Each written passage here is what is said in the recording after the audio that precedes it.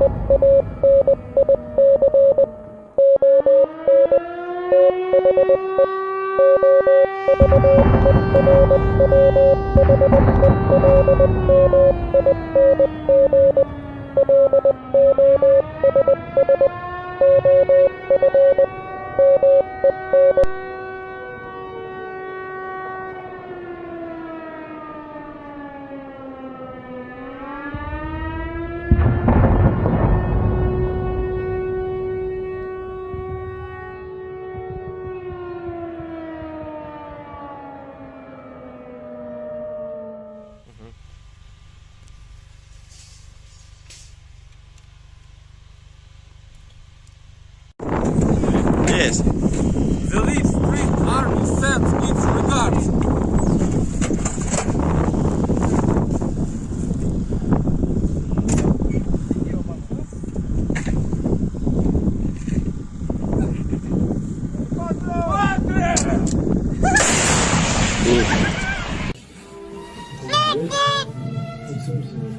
О, бля! Игорь!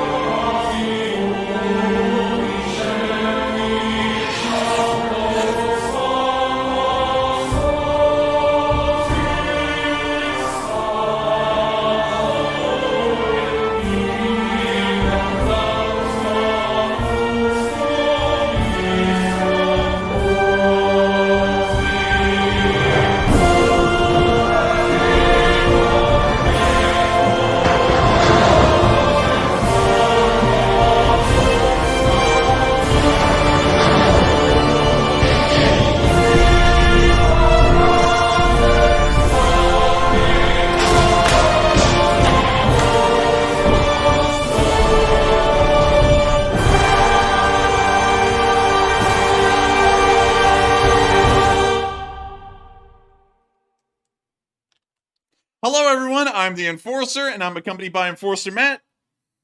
And good evening, folks. It's Enforcer Matt, and welcome back to day 399 of the news, and it's good to see you all once again in the chat. And of course, we're going to be covering the past 24 hours of the news of the war in Ukraine, and crazily enough, once again, we are rounding out the final day of another week. Tomorrow will be a brand new week, an entirely new one.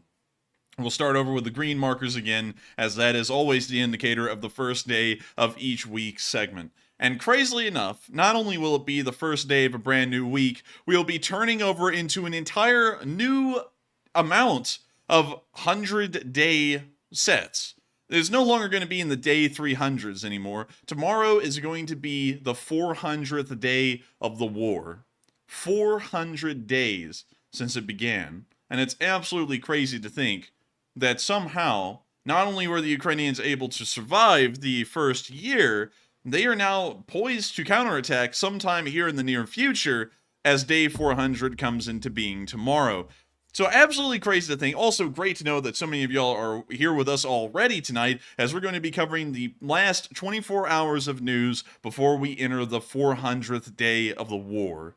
Absolutely honestly, Matthew, it's unbelievable to think that we've been here doing this. I think you've been here at this point for nearly 370 days, and I've been here doing this for 400 straight days. It's unbelievable to think that we've been here this long.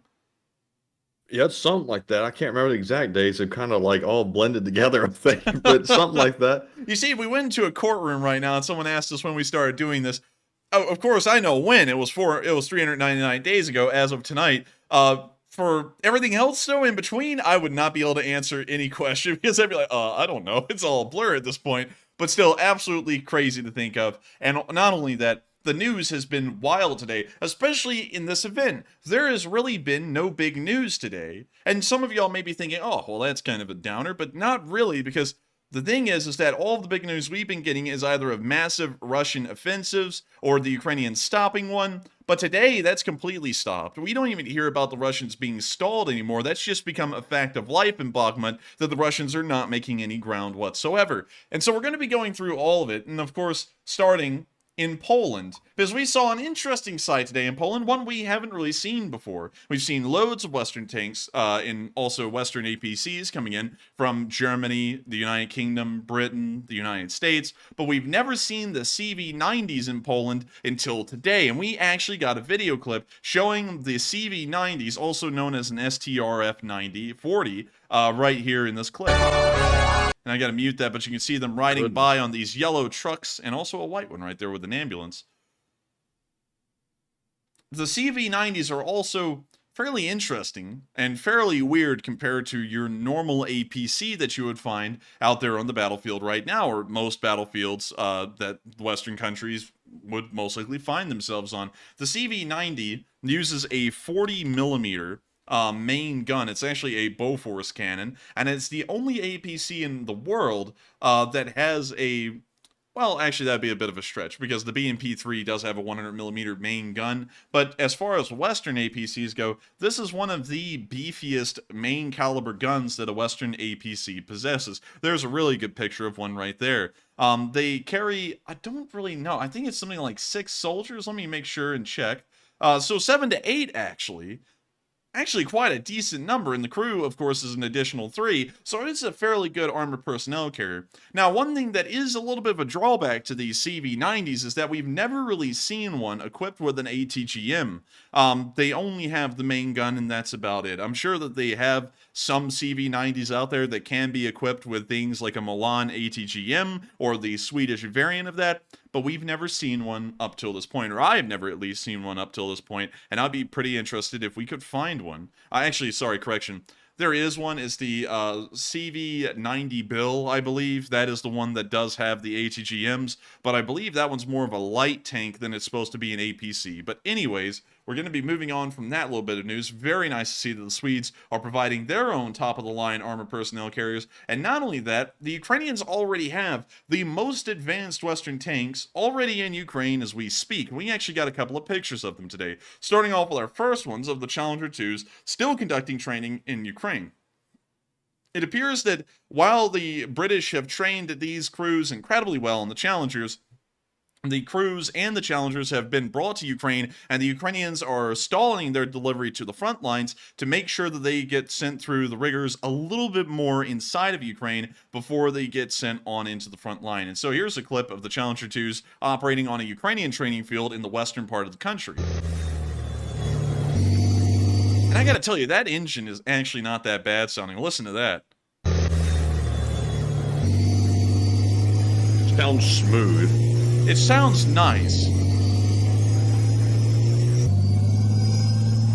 There it is on the move right there. Once again, you're looking at the biggest Western main battle tank by raw size right there on the move. The Ukrainians will get an estimated 20 of these by the time the British complete their fulfillment of armor to Ukraine. So it's impressive to see that they have any, and Ukraine for that matter at all.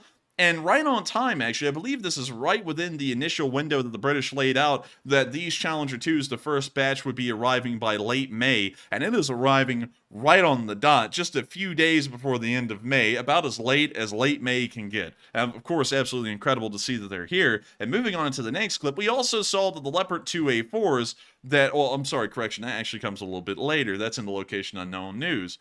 Meanwhile, before we get to that, which I've already almost spoiled, we can see some Marder BMPs in Ukraine. Of course, I'm going to have to mute this one because the beat drops. Oh, no, stop. It wouldn't stop. It wouldn't stop. I had to click escape. So we can see them walking around the Marders right here, climbing on top of them. Ukrainian flags flying on each and every one of them. We can now see them running around the training course. And the Marders are really neat. This weapon will improve our chances of winning this war. That's a very simple message. Straight facts. They're spitting facts out here. You see them driving side by side. I gotta say, the Marder is a really cool looking APC.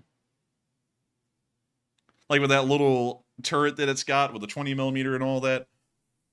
That goes fast too. And now they're plugging the Patreon, their international Patreon. Thank you to the German people for supporting our independence. You too can support us on Patreon. And then they just start listing off all the countries that support them. But it's still, it is an absolutely impressive armored personnel carrier. About as good as one can get, really, within the APC world. It's comparable to a BMP-2. It also can mount an ATGM as well. So things not bad at all. And so with that, we're now going to be moving on from that little bit of news in the western area of Ukraine from the training fields, and we're now going to be moving on over into the border region, because we actually saw something really interesting today. A while ago, Ukrainian forces, at least supposed Ukrainian forces, they were Russian volunteers, crossed the border from Ukraine into the Bryansk and Kursk oblasts and took over some villages for a small while. The fate of these units wasn't really known because the Ukrainians denied that they ever went into Russia, and the Russians claimed that they killed them all, but there was no real proof given to show that they wiped them out. However, a Russian volunteer unit today that does operate in the Ukrainian armed forces published a video saying that they actually did conduct attacks that went on into Russian territory and the Bryansk Oblast. And so here's the clip, and it appears to be credible because it did come out from the normal Russian volunteers channel, at least it appears to. And we see right here the symbol that we've seen before. We can see the Russian Volunteer Corps website link put down below. You see their vehicles marked up with the Freedom of Russia, well, the Russian Volunteer Corps symbols. We see them loading up some kit into the back of these trucks. And a suppressor covered with fabric. Because I think it's a suppressor wrap. Well, Matthew, I guess we're gonna have to call this stream a wrap then, because I got that terribly wrong. But now we can see them. Oh wow, they got the drum and everything. Oh man, that's actually kind of nice. I'm not a big fan of drums though, because I have the drum for the Tommy gun, and that thing is incredibly difficult to load. I don't know if it's like that for all of them though, because that one looked easier. Anyways, we can see them still preparing. You see their gear. You see that a decent amount of them are wearing window camo. Remember, when this did occur, it was about 2 months ago, I believe, so it was mostly snowy throughout the larger areas of northern Ukraine and also southern Russia. And we see this guy agreeing with something very smugly. He's like, yes, yes. We can now see them still having a chat. Moving on, we can see them wearing the yellow tape. We now see them hopping into the truck. Oh, wait a minute. Our stream's getting no data according to YouTube. Let me check on that real quick. And it looks like OBS is having a little bit of a rough time here. Come on, OBS. You can pull through. Can you hear me, Matthew? Yeah, I can still hear you. If we're having a problem tonight, at least we can narrow it down to what it is not. Yes, and it looks like it's getting back up to normal. It's just a temporary spike. It'll stabilize. Anyways, we're moving on from checking that and making sure that it's running okay. And we're now moving back into this video. We do not kill the elderly, women, or children, unlike Putin's soldiers. We are here to send a message to the citizens of the Russian Federation as the pixels disappear. The time has come to fight. We took up arms on February 24th of 2022. And we continue to fight for the freedom of Ukrainians and for our honor as Russian men. And we call on you to do the same. Be strong, be brave, prepare, and fight by your side against Putin. We can actually see this is the immaculate border defenses that the Russians have, is a barbed wire fence that is waist height across the border, and they crossed it right there on film. We can see them putting up another message as they run on across the border. And considering that this video was uploaded, I would take a good shot that they survived this entire thing and they actually returned back to Ukraine. Otherwise, this video probably would have never found its way into Ukrainian hands to be uploaded. We now see them moving into the village, stopping a car. And remember, this village is about 4 to 5 miles away. We have a special operation here. There are saboteurs here. We are FSB. Go back. Wait, they just told this guy a complete bamboozle. They're like, we're FSB. Please leave. And he's like, oh, okay. And he doesn't think they're Ukrainians or anything? Wait, hang on. Why would you say that? But they're wearing yellow tape, you know, and if anyone's paying attention to the war, they would know they're not FSB. They're Ukrainians because they're wearing yellow tape. So I think he was just telling him they're FSB to come up with something to just make the guy leave. Huh. So now we can see them sitting out there. We can see them rolling in an armored car. Just casually rolling in a Ukrainian armored car. Definitely the FSB. They're now crossing the creek. And that's the end of the clip, but I would say, if anything, that is the best proof we've seen that the Ukrainian Russian Volunteer Corps did cross the border about 1.5 to 2 months ago and was actually occupying a couple of Russian villages for a short while. We don't really know what the intent was behind that occupation of the villages. It appeared to be very short in terms of its span and length, and there wasn't really a lot of attention brought to it by anyone for that matter. But still, very interesting to see that they actually did do it. We're now going to be moving on down out of that area and on into our location unknowns. And we have, well, actually, sorry, I forgot. There's a little bit of news in Russia, and oddly enough, in East Asia as well. And so let me take you all over there. And we're going to start in Japan and then make our way back to Ukraine while the map's trying to load. The Wi-Fi appears to be struggling down there, but I'm sure it'll be okay. Anyways, we're moving on into Japan, where we can see what Japan has actually given in support to Ukraine, which has been a very sizable amount. This apparently was a little PowerPoint, or I guess I don't know what to call this, I don't know, a PowerPoint, I guess is the best word I can come up with right now. Yeah, I think so. I'm really struggling. What happened? What happened? But anyways, Japan has provided all of this as assistance to Ukraine. They provided drones, bulletproof vests, helmets, winter battle dress uniforms, tents, cameras, hygiene products like Oral-B toothpaste, emergency rations, binoculars, lighting devices, medical supply, civilian vehicles, just a singular van in parentheses, and others. So I don't know what the actual amount of this stuff is because it doesn't really list it off in numbers. But it also says that they provided emergency humanitarian assistance, a total of around $200 million US, and in total, it's been around $500 million US for the additional assistance in humanitarian aid and so on. They also provided $200 million to global food security and also $17 million into grain shipments from Ukraine. They also provided assistance for transportation to and distribution in Somalia of wheat donated by the Ukrainian government, which was around 14 million US dollars. They also provided Ukraine with $600 million of financial support, quite sizable for a country like Japan. They also provided Ukraine with generators and solar lanterns. And of course, as you can see, the list goes on and on and on. It's a fairly sizable list. And it not only is on that page, it's on a second page, and finally a third page, listing every single thing that they have done over the course of this war. And I've got to say, it's pretty interesting to see because you never really hear a lot about Japanese support at all. And it actually seems that once they lay it out on a list, it's not incredibly large, of course, considering that the Germans just announced something like, I think it was like $11 billion over the next 7 years in military support.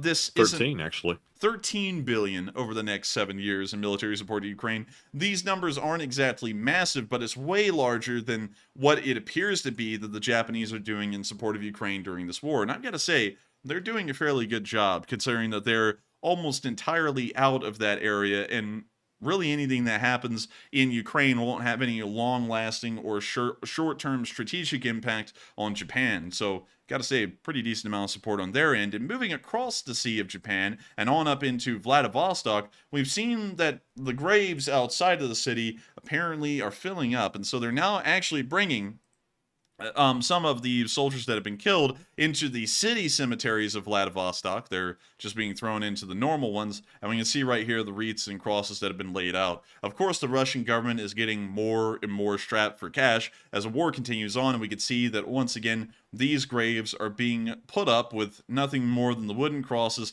and also some printed out laminated pictures of the deceased on them.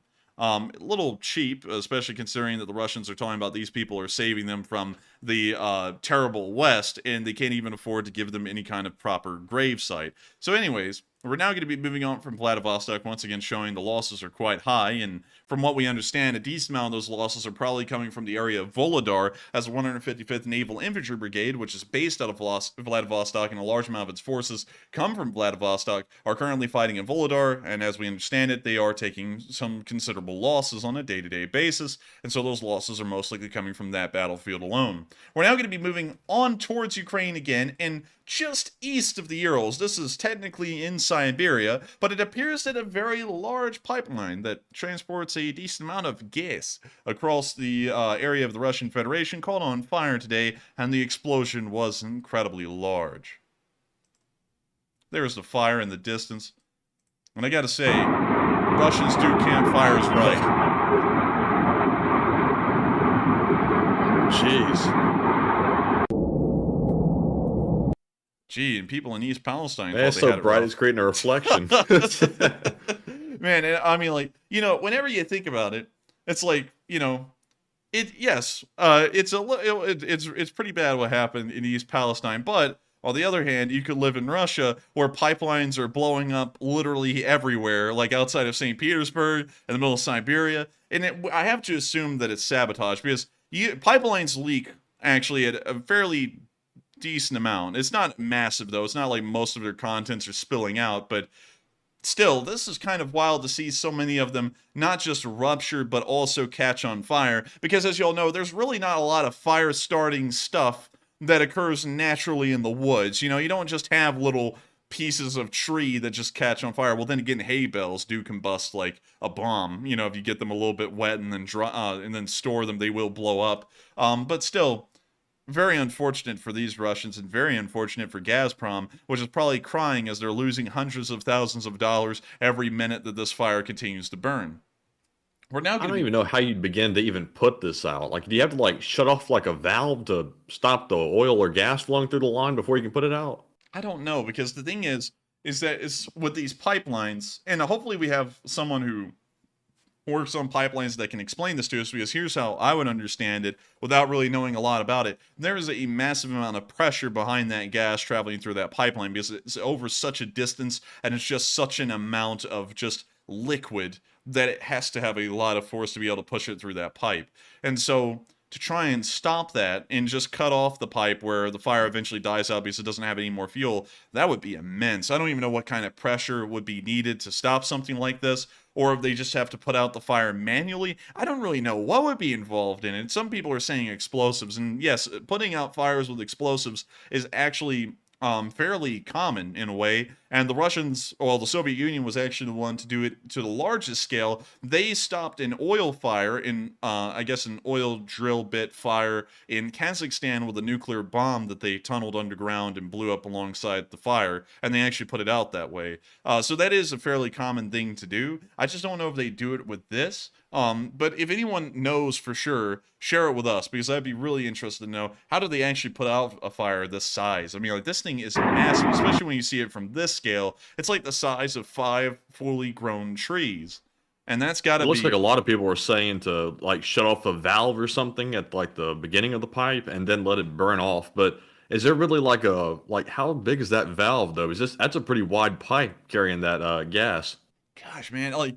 Just the process of trying to put this thing out seems mind-boggling. I don't know how they would put it out, and it's considering that it's somewhat mind-boggling to think about. I'm sure it's very difficult for the Russians to do. So who knows how much they've really lost in the process of this fire? But hopefully it was a good bit, because the more gas that the Russians lose, that's less that they can use to fulfill contracts, less money they make, and a lot of time and resources probably dedicated to trying to put out this fire. And so with that, we're now finally moving on from that wild clip in the middle of Siberia, and now moving back into Ukraine and on into our location unknowns. Starting off with our first one, we actually saw an Uber Eats with a drone. The Ukrainians are getting their logistics ironed out so well that now they are also delivering food and water to their frontline forces with a drone. It appears that they even beat Zipline to this kind of food delivery system, and it's actually being used on the Ukrainian front line first, rather than anywhere else in the world. And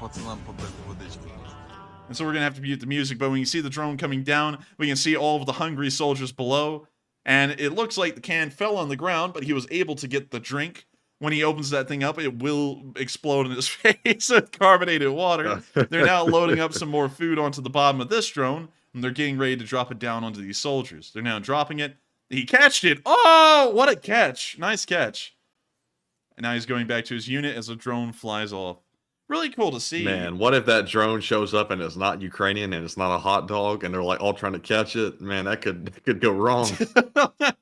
Hey, man, that doesn't look like coffee. it's oh man, that would be pretty scary. But hopefully they're smart with this. Hopefully they wouldn't have a Russian one fly up. Maybe they have on a radio or something like that. We can see y'all. It's coming in right now or something like that, because it would be pretty risky to just wait for a drone to hover over you and just stand below it and wait for something to drop from it, because you've got a pretty good point right there. But with that, we're moving on from that really cool clip and on into our next one, where we saw that the Leopard 2A4s that the Ukrainians have got, they have not been seen at the front lines yet, because it appears that the Ukrainians started to pimp their rides, and it looks like they're pimping out their Leopard 2A4s by putting Contact 1 explosive reactive armor onto it. Now, from what we understand, Contact 1 doesn't really provide any real advantage anymore. It's a very superficial defense against anything that will be hitting this tank, but I guess it is better than nothing, and it is good to know that the Ukrainians are souping up their tanks as best they can, even the Western ones that they're getting, to try and make them a little bit more survivable. However, the effectiveness of this, in my opinion, is kind of in question, because we've never seen Contact 1 save a single Russian tank from getting blown away over the course of this war. But maybe with the Leopard 2's incredibly strong armor underneath, maybe the Contact 1 can do something, but that's still a bit of a stretch in my opinion. And we can even see that they put a little iron like bar support up here on the turret, which shows that they'll probably be layering up the turret cheeks with Contact 1 as well. So they are going to be making their own modified version of a Leopard 2A4. I guess they're going to call it a Leopard 2A4 OBR 2023 or something like that. And T. Charlie X said, "Oh, that's cursed." It kind of is. I'm not going to lie. This is kind of cursed looking. And I don't really know if it's something that will really help them or not. I just think it's going to make the tank a little bit more ugly. But if it helps them and it actually is effective, then by all means, I say they should go ahead and make sure to put this thing on there. But it is a little questionable. Kind of cursed looking. Oh yeah, that we just got done saying that. We just got done saying that. Like, what you mean, like a little cursed looking? let me see. Cursed tanks. Let's see if we can find any. Now that's actually a normal Russian tank right there. I don't even know how that's cursed. You know, that's just standard. Let's see, what else do we have? Let's see, we have this thing, which is just a photoshopped Tiger 1 with a Panther turret. Not that weird. There's not really a lot of cursed tanks out there, is there? Rather than like photoshops. Okay, now that one is just ugly. Yeah, what's up? What do they mean by cursed though? Like just ugly? I guess just ugly. I mean, I think that's what it is. Because you put in cursed guns, you'll find plenty. Like this thing. Oh my god, what is that? Oh my god, I don't even know what that is. And then, you know, there's the Khyber Pass guns. But that is probably one of the more cursed looking things I've seen on a tank, but if it helps him, I guess it's better than nothing. We're now going to be moving on from that Leopard 2A4 with a contact 1, and we're now going to be moving on into our next picture, which is very interesting and requires me to explain a little bit about this vehicle, because no one has really ever seen this thing except for early on in the war. So let me go and put in the Kevlar E, like this. Let me go to images. So the Kevlar E is a armored personnel carrier that is actually built off the bottom of a 2S1 Gavivka or something like that. I don't really know how to pronounce it, but it is built off of this vehicle. They then added a little bit of extra armor to the hull. They also added on a BTR-4 turret, and it became something of a armored personnel carrier infantry fighting vehicle. This thing was actually planned before the war to start entering production in limited numbers, so that way the Ukrainians could attempt to modernize their army through domestic means. It never really came to fruition, and only one of these vehicles exists. You're actually looking at the only prototype right here, and way early on in the war, last year in Kharkiv, at the very beginning of the war, it was before March was even over, so at a year ago at this exact time, the Kevlar E actually appeared on the battlefield and was being used in a frontline unit in Kharkiv. After that, it completely fell off the face of the earth, and we never saw it again, which led a lot of Russian propagandists to say that the vehicle was destroyed, and Ukraine's quote-unquote best APC that they had designed domestically had bit the dust due to superior Russian firepower. Funnily enough, today, we actually saw that a journalist took a picture of the Kevlar E, I guess unsuspectingly, didn't really think much of it, and took a picture of the crew on top of it, because the Kevlar E, the only one out there, has somehow survived almost an entire year's worth of fighting on the front line, and is still in use somewhere on the front lines to this day. You can actually see the picture of it right here with the crew sitting on top of it. That's pretty cool looking. Yeah, it's a pretty cool looking little APC, and what's weird is that it's actually made out of the hull of a SPG. Not a lot of APCs have like a design theory like that, because that would be like taking an M109 Paladin, which I'll show you right here, M109 Paladin, and then taking the bottom of one, like right there, the hull of one, and then putting a Bradley turret on top of it. That's kind of like what they did with this thing, the Kevlar E. But for Ukraine, this thing is pretty decent. It's not a bad APC, and especially with the kind of firepower it gets. We've seen a BTR-4 take out 2 T-72s during the Battle of Mariupol almost a year ago as well, and that shows that this little 30mm autocannon that it has does have enough firepower to punch through main battle tanks at closer ranges, and so this thing is pretty capable. It is pretty competent, and we don't know how well armored it is. We don't know if this is just structural steel that's been put on top of this thing, or if it has any real armor value, because right here you can see that this, what appears to be an armor plate, is actually fairly thin, like structural steel. So I don't know if that's just to make the bottom of the hull look good, or if it actually does provide armor. Nonetheless, it is a very interesting vehicle, an incredibly rare one considering there's only one of these things, and it's bizarre to think that it has survived an entire year of fighting without end. We've never really known or heard much about it after the Battle of Kharkiv, and yet it's still here. With that, we're now moving on from that little bit of news and on into our last bit of location unknown news. And of course, I have to grab this thing from Twitter every single day, which also segues us into the nightly plug. Have y'all peeped the Twitter? We have 4,401 followers right now. Quite a high number. Call them out. It's climbing. Call them out. And we post we post news daily on this thing. Sometimes news that we can't even get to on the stream, but it still pertains to the Ukraine war. We even put up memes like this one, which sadly no one really got, but we got it. It's No, like, does anybody know what this is from though? Like seriously, like what miniseries is this from? if someone knows, we'll thank you. But still, Yes. make sure to peep the Twitter. We put up news here all the time, every single day, I think 4 or 5 times a day, and you can find the news that we report here on this channel, and even a little bit extra here on the Twitter. But moving back to the Kyiv Independent, we have to go over the casualty report, and Magna Skygirl beat everyone to the punch, and put up a bobcat with a leprechaun in it. Hey! Hey! Is that supposed to be Matthew? She's trying to call me a leprechaun. I see what you did there. Hey Matthew, you're like that boxer guy. What was his name? Oh, where's my coffee? Oh yeah, Conor McGregor. Oh man, I wonder if what in the hell? Brent putting up. I thought that was an alligator trying to jump on that tractor for me. I couldn't tell what that was. It's just a cypress. I honestly thought that was too, Matthew, and you said it's just a cypress. Oh man, it's just a cypress. That's all it is. It's just a cypress. Hey, Scott Ingman got it right. He says from Chernobyl. Yes, it is. It's from one of the best miniseries HBO's ever made. Yeah, hands down, one of the best. Matthew isn't even exaggerating. It was a great miniseries. Another burned out bobcat, and another one. Oh wow, this bobcat's doing some tricks. I haven't seen this one before. That's kind of wild. That's kind of like a tactical bobcat too.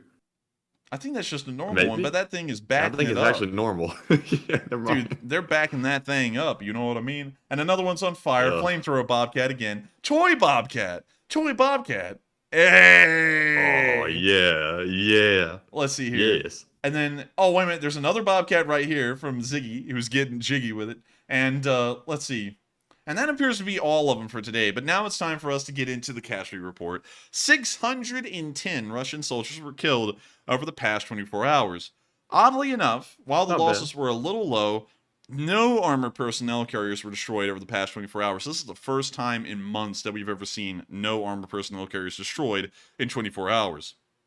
Kind of bizarre. 5 supply trucks were also destroyed as well. 7 tanks were destroyed, a fairly high number. 6 artillery pieces were destroyed, kind of average. 4 drones were destroyed, kind of average as well. 1 MLRS was destroyed, kind of average. 1 aircraft was shot down. That's actually fairly high because even getting 1 on any given day is against the norm. No helicopters, cruise missiles, or anti-aircraft vehicles were shot down, and only 1 Bobcat skid steer was destroyed. But one thing that we can gather from this loss report here is that the Russians must be engaging less on the front lines over the past 24 hours than they have been any other time, because there are very low losses in most categories, or the losses are average. And usually over the past few months of fighting, the numbers have been above the average for most of the war, and we've never seen losses that are getting as low as this. So this may actually be showing that the Russians have lost all momentum in Bakhmut, and the battle is ending with them literally just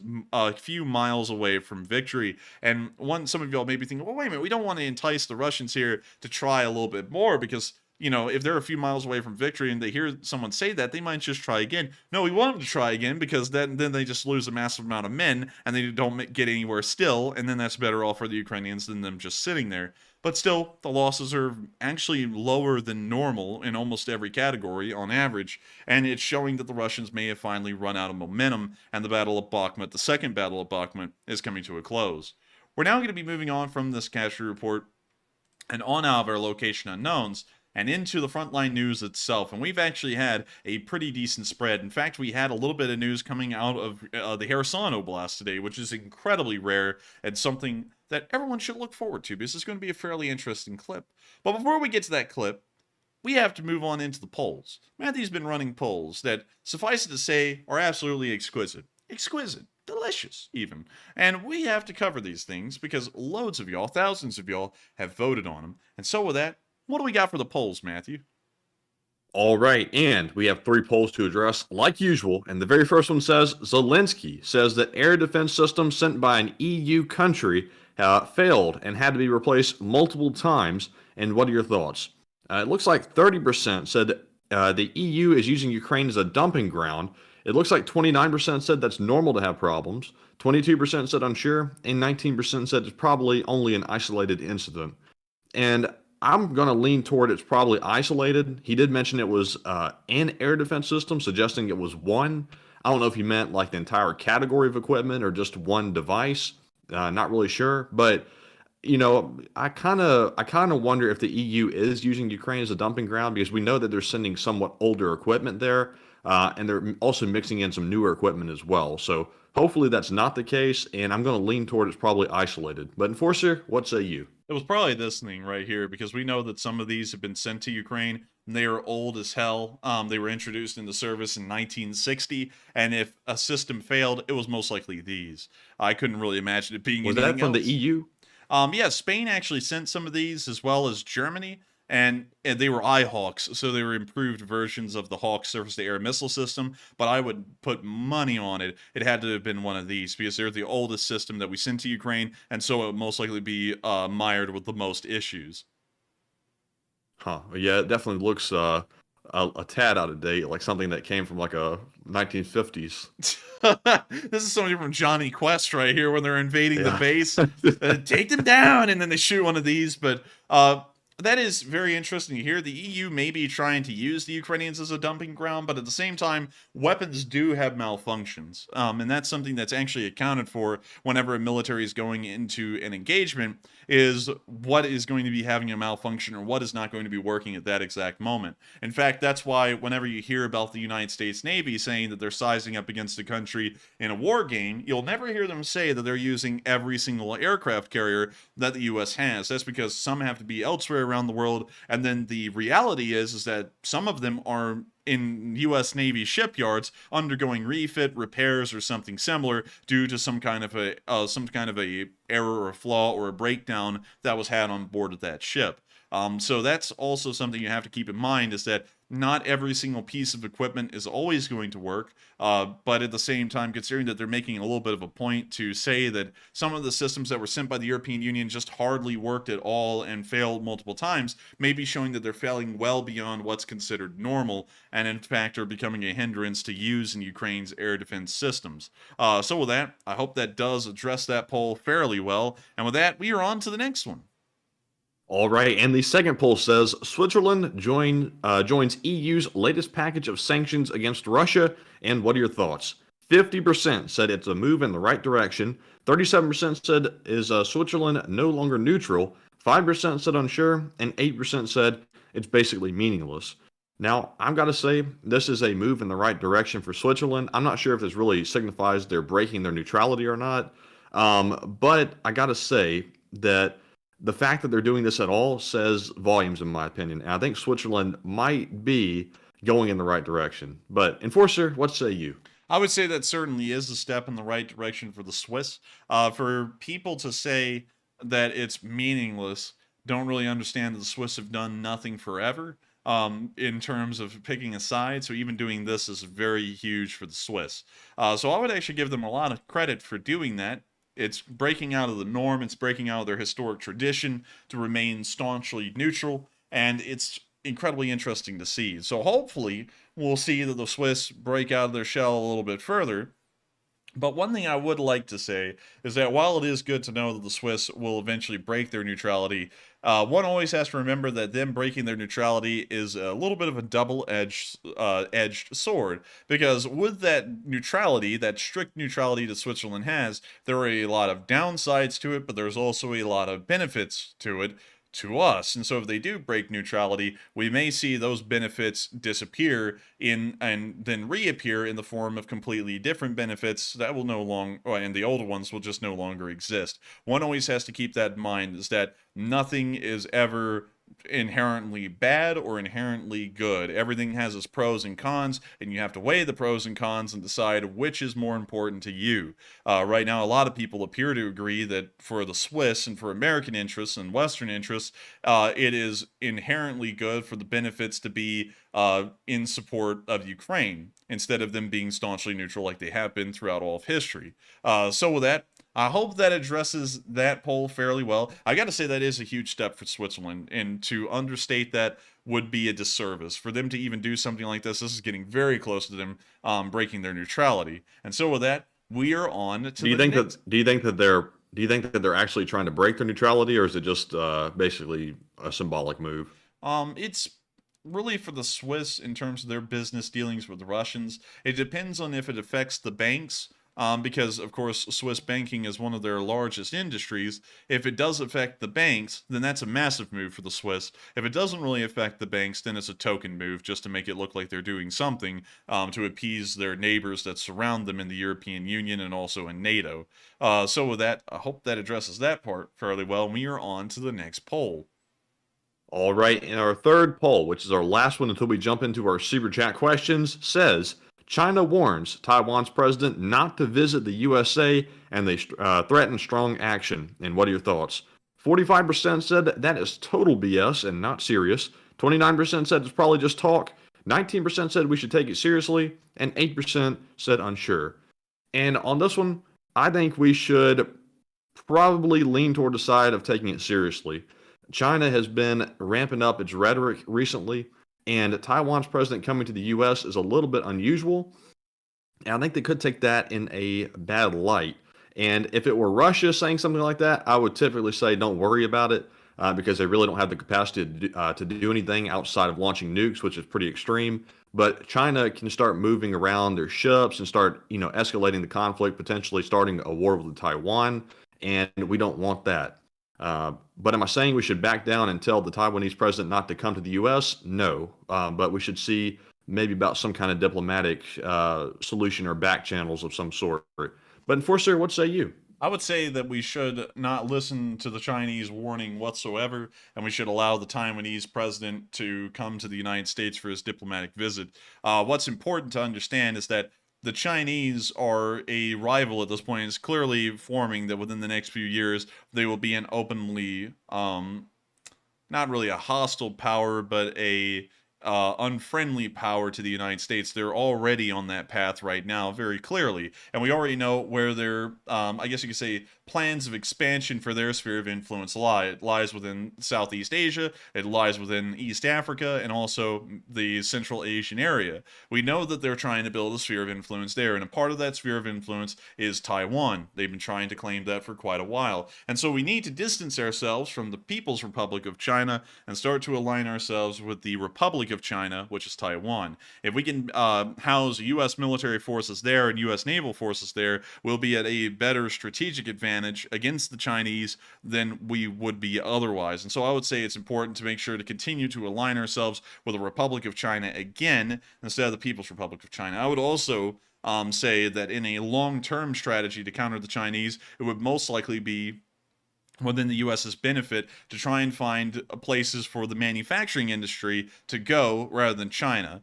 For example, we could start to thwart the Southeastern Asian expansion that China is looking into by trying to sponsor more industries moving to Vietnam, because while the Vietnamese and the Chinese are indifferent now, historically they've been hostile, and that may return if we were able to make sure that the Vietnamese were scared of losing our business. They're already somewhat scared of losing our business. It's actually a fairly large part of their economy at this point, and we could ensure that by providing more businesses and more capital to the Vietnamese through our manufacturing. We could do that really anywhere. We could do that in India as well, and try and make sure that, since clearly there's really no path forward with the Chinese being a mutual economic partner, we need to know that we need to operate our economics and also our strategies around that in this area of the world. So with that, I hope True. Vietnamese. Oh yeah, Vietnamese. Sorry, when I said Vietnamese again. I'm so sorry when I say that every single time. And also, B-Field said Vietnam or commies. Oddly enough, I have to say this. Oddly enough, Vietnam is kind of like China with the whole communist thing. In fact, Vietnam really went to being capitalist after the war. It's really weird to explain because I'm like trying to sit there and think, how in the world do I explain that? Because it's just weird. The communist movement in Vietnam is a little bit more different than the one in China and also the one in the Soviet Union. Theirs more so revolved around national independence more so than the ideologies of Marxism. So it's really weird because they still have capitalist practices in all of Vietnam, and private ownership is still a thing, and it's just really bizarre. Yet they call themselves a communist government. So it's just really weird. And on top of that, they're so weird in like the communist world that the Chinese went to war with them in 1979, just 5 years after the Vietnam War ended. Because they were trying to beat up the Vietnamese because they weren't exactly the communists they were looking for. And then also on top of that, the Soviets didn't like the communist Chinese because communist Chinese weren't communists like they were. It's really weird with the whole communism thing because, yes, they all are communists, but they are also all different enough that they really aren't communists to each other's liking, and then they end up hating each other, which is a really, really good benefit. Because none of the communist countries ever really united with each other, except for the ones in the Soviet bloc, because the Russian Soviet Republic was the only one holding them all together. Beyond that, they all just beat each other up, kind of like normal countries would, which is good on our end because it makes sure that they don't build a powerhouse or anything anywhere over there. So with that, I hope that does address that fairly well. Matthew's giving the announcement that we now have bots from China. Yes, you saw that. Yeah, Tom said, Taiwan is China. You're deranged if you think otherwise. Actually, China is Taiwan. Historically, that would be the correct way of saying it, because this is West Taiwan, technically. That's what we should do. We should take China and put it in Taiwan. Yeah, we should take all of mainland China and give it back to Taiwan and back to the Kuomintang. But anyways, let's, and now I see some people saying things about communism. But to kind of like batten down on that, like let me just explain some of the differences in some of these communist countries, because sometimes it's weird. Like with North Korea, they're called a communist, but really when you look at it, it's like you could really call that an oligarchy or even a monarchy, because they have a family dynasty, which is like, when you really think about it, it's like, that's not really communist. It's like, that's more of like a monarchy, and they have just a bunch of peasants that live in their country. That's really how it's run, but they say it's communist on a surface level. It's like, I don't know. It's like the whole thing's weird because it still is a communist country. It uses communist symbolism and all that. But then when you look at it, it's like, what the hell is that even? Like that guy said, Matthew, what the hell is even that? Like, that's what I think when I look at some of these countries like North Korea. It's like, that isn't anything like they're saying it is.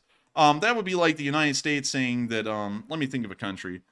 Iran is a democracy. It's not. It's not a democracy at all. No. Hell no, that's not. But anyways, with that, hope we addressed that fairly well with the poll, and we are on to the next one. All right, and that was our last poll, so we are moving on to our Super Chat questions, of course. And up first, we have a $140 Super Chat from none other than Mark, Slav Ukraine. And thank you very much, Mark, for that support as always. And I think he put it in Canadian this time, so he's either on a VPN or he's actually there. So maybe he'll tell us. But Mark says, "Jaga jaga." And thank you so much for the support, Mark. And also, Jaga Jaga Igor! And thank you so much for the support, Mark. Of course, we don't know if you're in Canada. We don't know if you're in America, New Zealand, or Australia. You could be anywhere right now. Mark is Mr. Worldwide when it comes to this channel and whenever he puts in the Super Chat, because we don't really know where he is right now. I think it may be a VPN, but nonetheless, I thank you so much once again for the support, Mark, and helping this channel to keep on running, because folks like you really do help to keep things running behind the scenes. And so thank you so much once again, and jaga jaga. And so with that, we are on to the next one.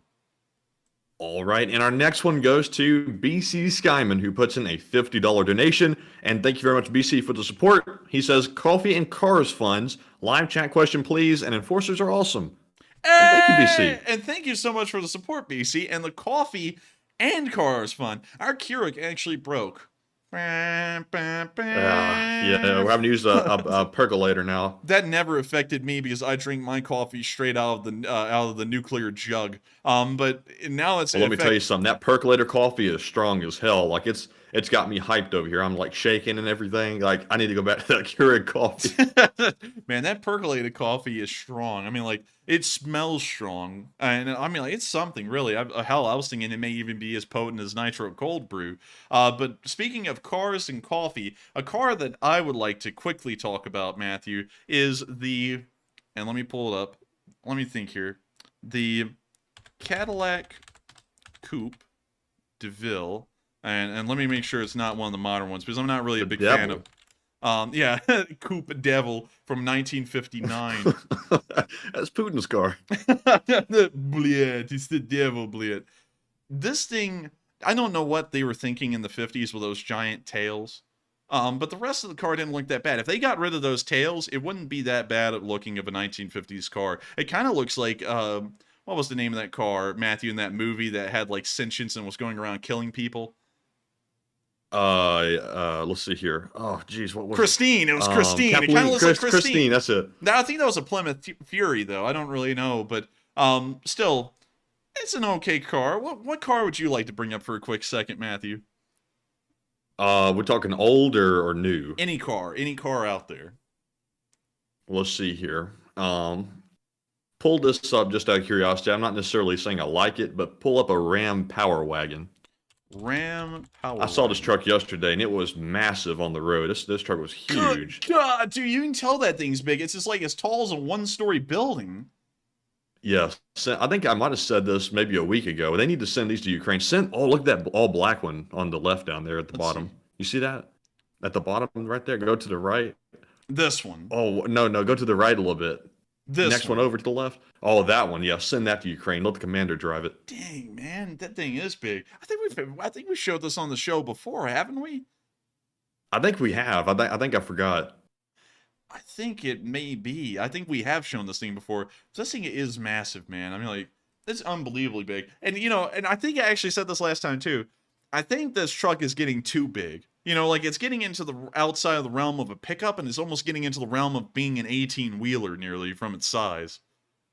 Oh, yeah. Remember how I told you the Raptor is so wide it has to have the little, like, semi-truck lights? This one has it on it, too. You can see them at the top. Yeah, you can.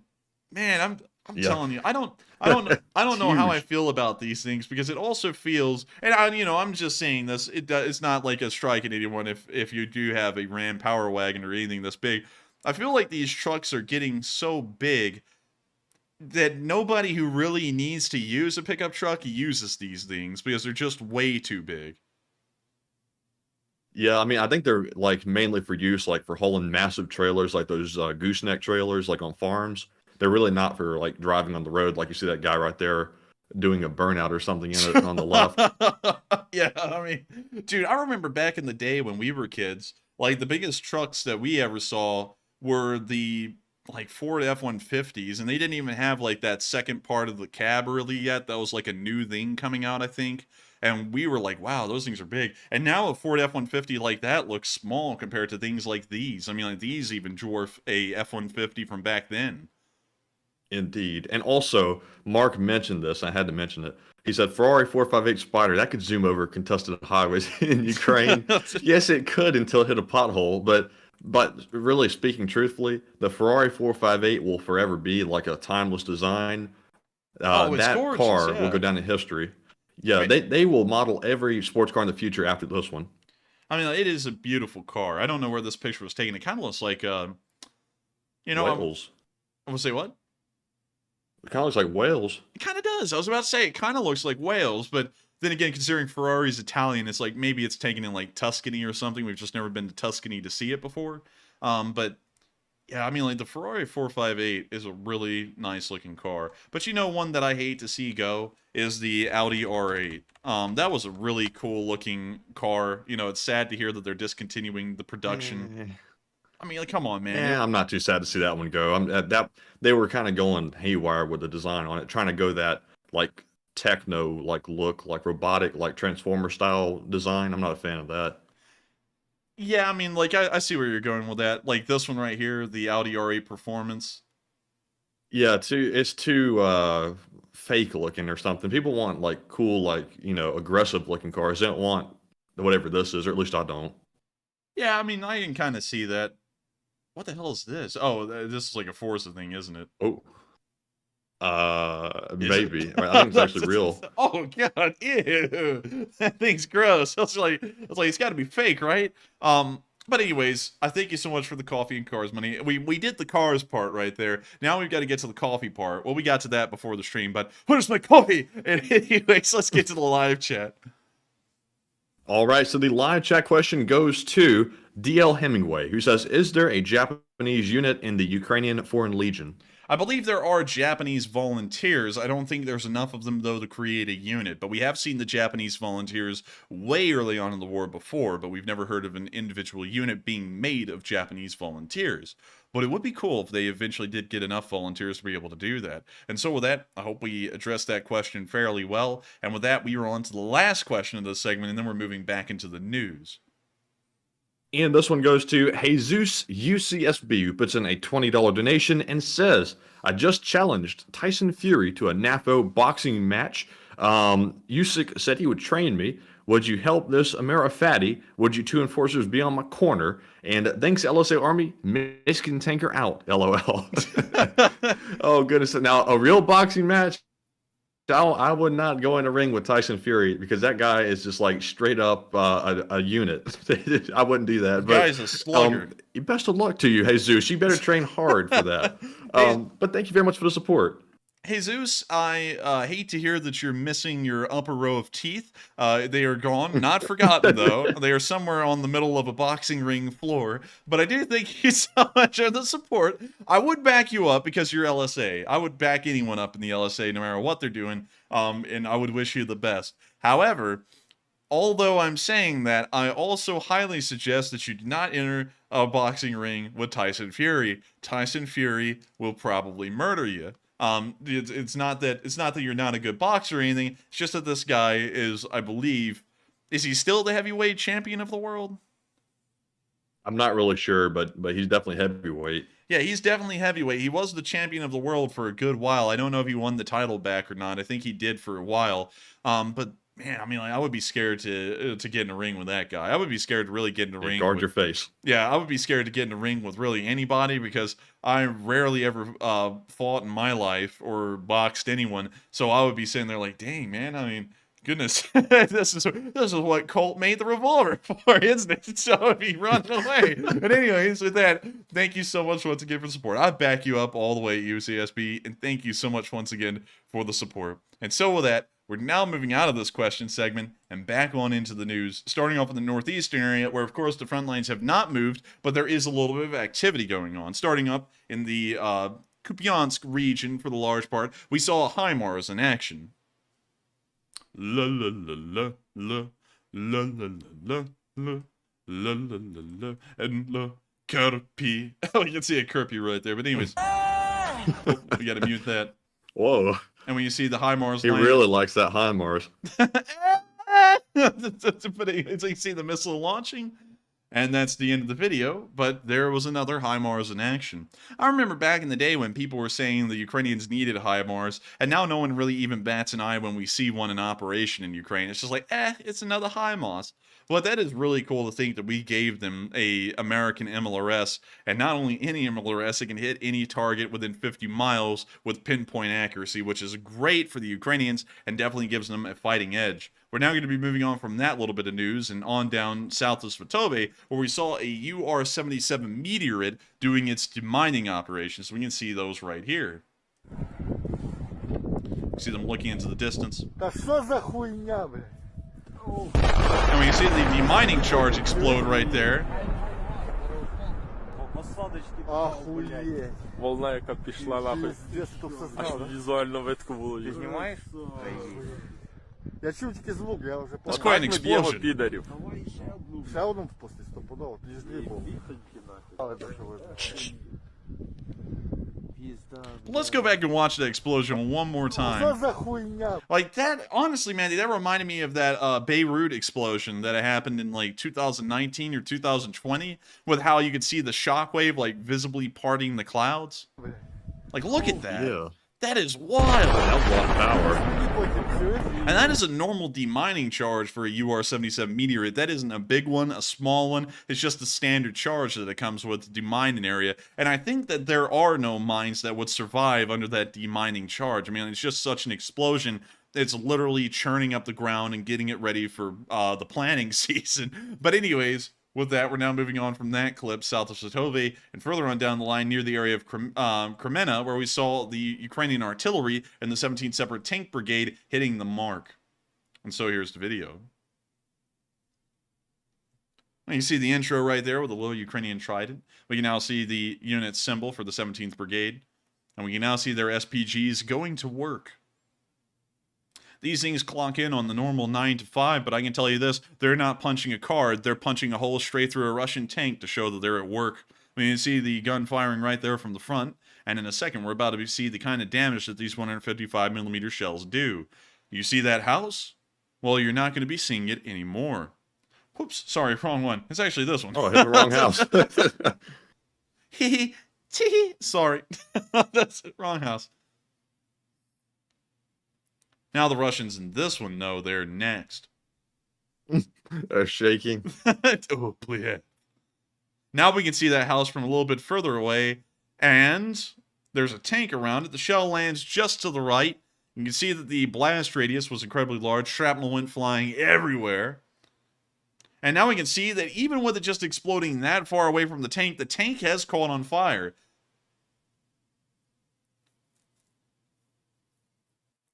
Now you can see a BMD. Okay, now we know the target. And now the artillery shell explodes nearby to that one as well. We haven't seen any fire. Oh, wait a minute. It's cooking. Dang, man. What kind of blast does this thing have to be able to cook a BMP 50 yards away from the center of the blast? Yes, that's wild. Dang, man. I mean, that is really crazy.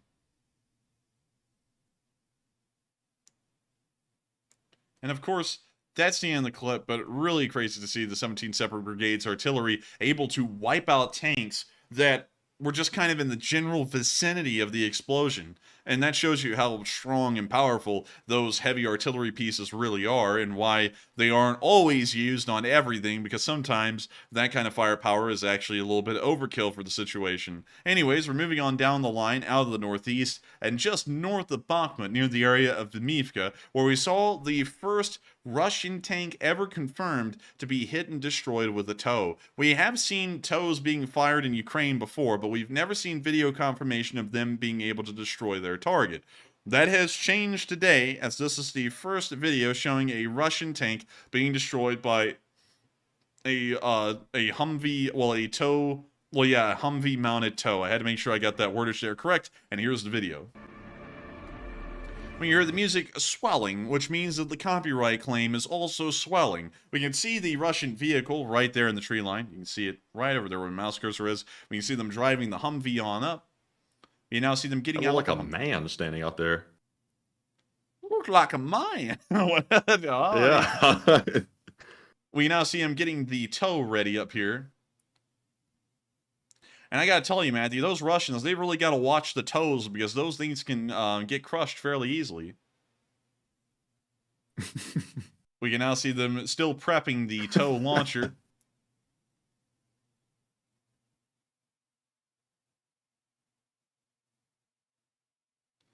We can now see them moving forward with the TOW ready to go. That rhymes. And we can now see them aiming the TOW.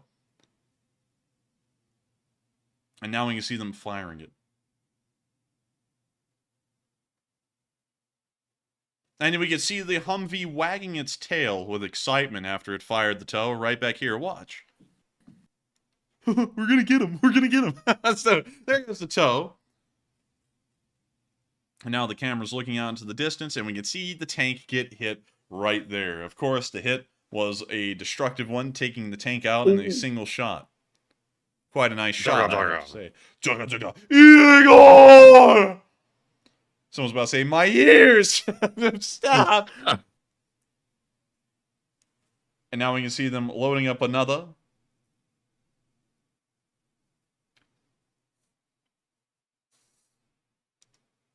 And now they are on the move. That's the end of the clip. But there you have it. The first ever confirmed clip of a tank being destroyed by a TOW anti-tank guided missile. We're now moving on out of the area of Dmivka and on down into the Bakhmut front. And of course, one thing I have to say today is that it's been a good day for Ukraine. Let's go down here and look over the past 24 hours, and I'll show you. Here's the 28th. Here's the 29th. The 28th, 29th. The Russians moved 50 feet total, and that's all they moved. So, of course, the front line has pretty much died in this area. We're not seeing anyone making any movements whatsoever, and considering that the Ukrainians are on the defensive, that means that the Russians' offensive has absolutely stalled and is no longer moving at all. Very good to know, as a matter of fact, because this means that the Russians' offensive abilities may have been completely exhausted, and they may be waiting for the Ukrainians to show their hand as to what offensive they'll be pulling, and they'll probably have a very hard time countering it due to the exhaustion of their primary forces that were fighting in the area of Bakhmut. So now with that, we're going to be moving into the video clips. All of them came from the center of Bakhmut today on the battlefield. There was none coming from the northern flank nor the southern flank. And so moving into our first bit of news, we saw how the defense of Bakhmut was going from the eyes of a soldier. We gotta mute it because it has techno music from The Matrix playing. But you can see them walking through the streets, of course, destroy buildings all around, but this does not deter the Ukrainian defender. In fact, it even makes it easier for them to defend, as rubble is a lot harder to predict where someone could be hiding in. We now see them sitting in a basement, petting another cat. There's a lot of pets in Bakhmut to pet and play with. We can see them petting a cute-looking German Shepherd right there. Oh, isn't that one sweet? We can now see them driving in a Humvee. A lot of Humvees in Ukraine these days, of course, a very nice sight to see as well. We now see them all playing Fortnite on their phones, walking down the sidewalk, smiling and putting thumbs up, and a peace sign. Always the most ironic thing to put up in the middle of a war zone. And with that, that's the end of that clip. But very nice to see that they are having a fun time defending Bakhmut. Meanwhile, in the center of the city, we got even more footage of how the Battle of Bakhmut is progressing. This time from the air. We're going to try and get this up on 480 because I know that the lack of pixels is something that is a wartime necessity, but at the same time I want to make sure that the luxurious quality of 480p can be preserved for the Lee Spring Army. We're waiting for it to load, and while we wait for it to load, we can see that a large watermark permeates the center of the screen, of course showing us that this was made by pictures of war. We can see that the buildings, of course, have been heavily destroyed, most of them burned out from the very bottom floor up till the top.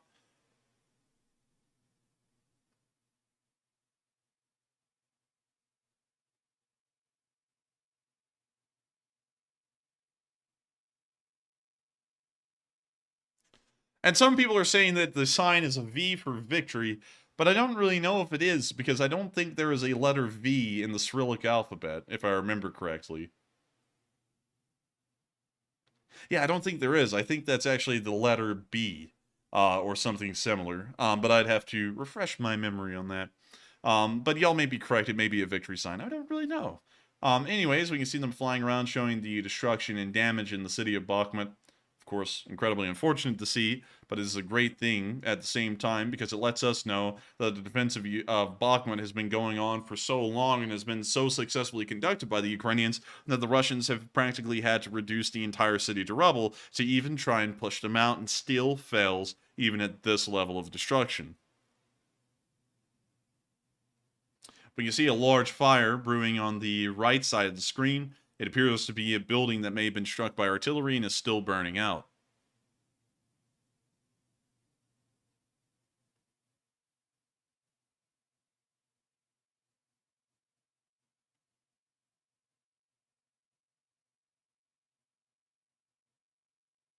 We can now see them looking down there and showing us more of the destruction on the streets in between the buildings, and of course rubble and debris is everywhere while I slur my speech like someone who's having a stroke.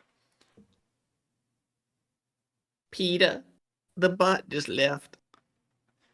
Peter, the bot is here. No, it was here, but it's not here anymore. That fella got put out. Call it Lois. That was not Peter's voice at all. Lois. Yeah, it's Lois, not Lewis. What the hell am I talking about over here? Anyways, we're now moving Peter on. and Lewis. We're now moving on from that video and on into the southern area near Opitne, where we saw fighting continuing in the southern end of the city. Peter, the battle's here. Light them up, boys! So here's the Ukrainians in a firefight.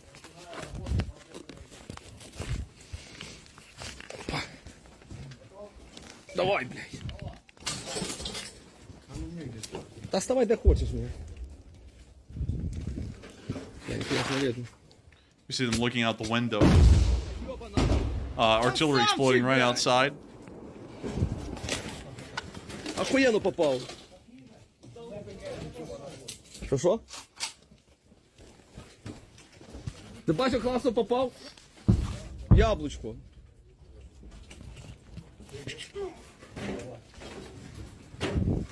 You see them still looking out the window. No activity has started yet. No real firefight.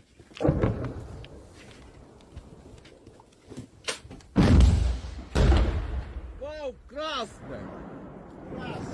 See another explosion in the distance. Now we can see them firing into the distance on automatic. That's a lovely gun. That is a lovely sporter rifle, if I've ever seen one, Matthew. They're now firing out of the windows at the Russians as they continue to advance. Wait a minute, did I just hear them do shave and a haircut 2 bits? Did you hear that? Nah, I didn't hear that. Давай. Wait, here, shave and a hair. There it was, right there. Here, do you hear it? Shave and a haircut, 2 bits. What the hell? Oh, I have to try and play a tune. And now we hear some return fire coming back at him.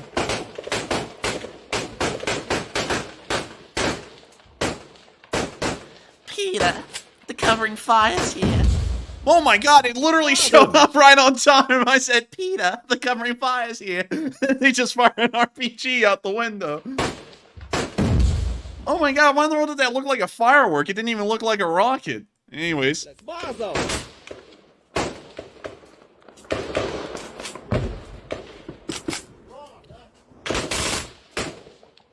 This guy is laying him low.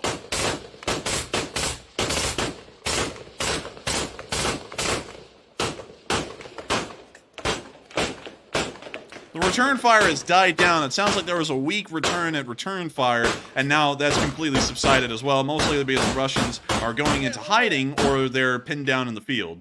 Well, that's the end of the clip, but once again, a fairly good look at the firefights that are going on in southern Bakhmut, and as you can tell, this is the kind of resistance that Russian forces are running into that is completely stopping them from advancing further.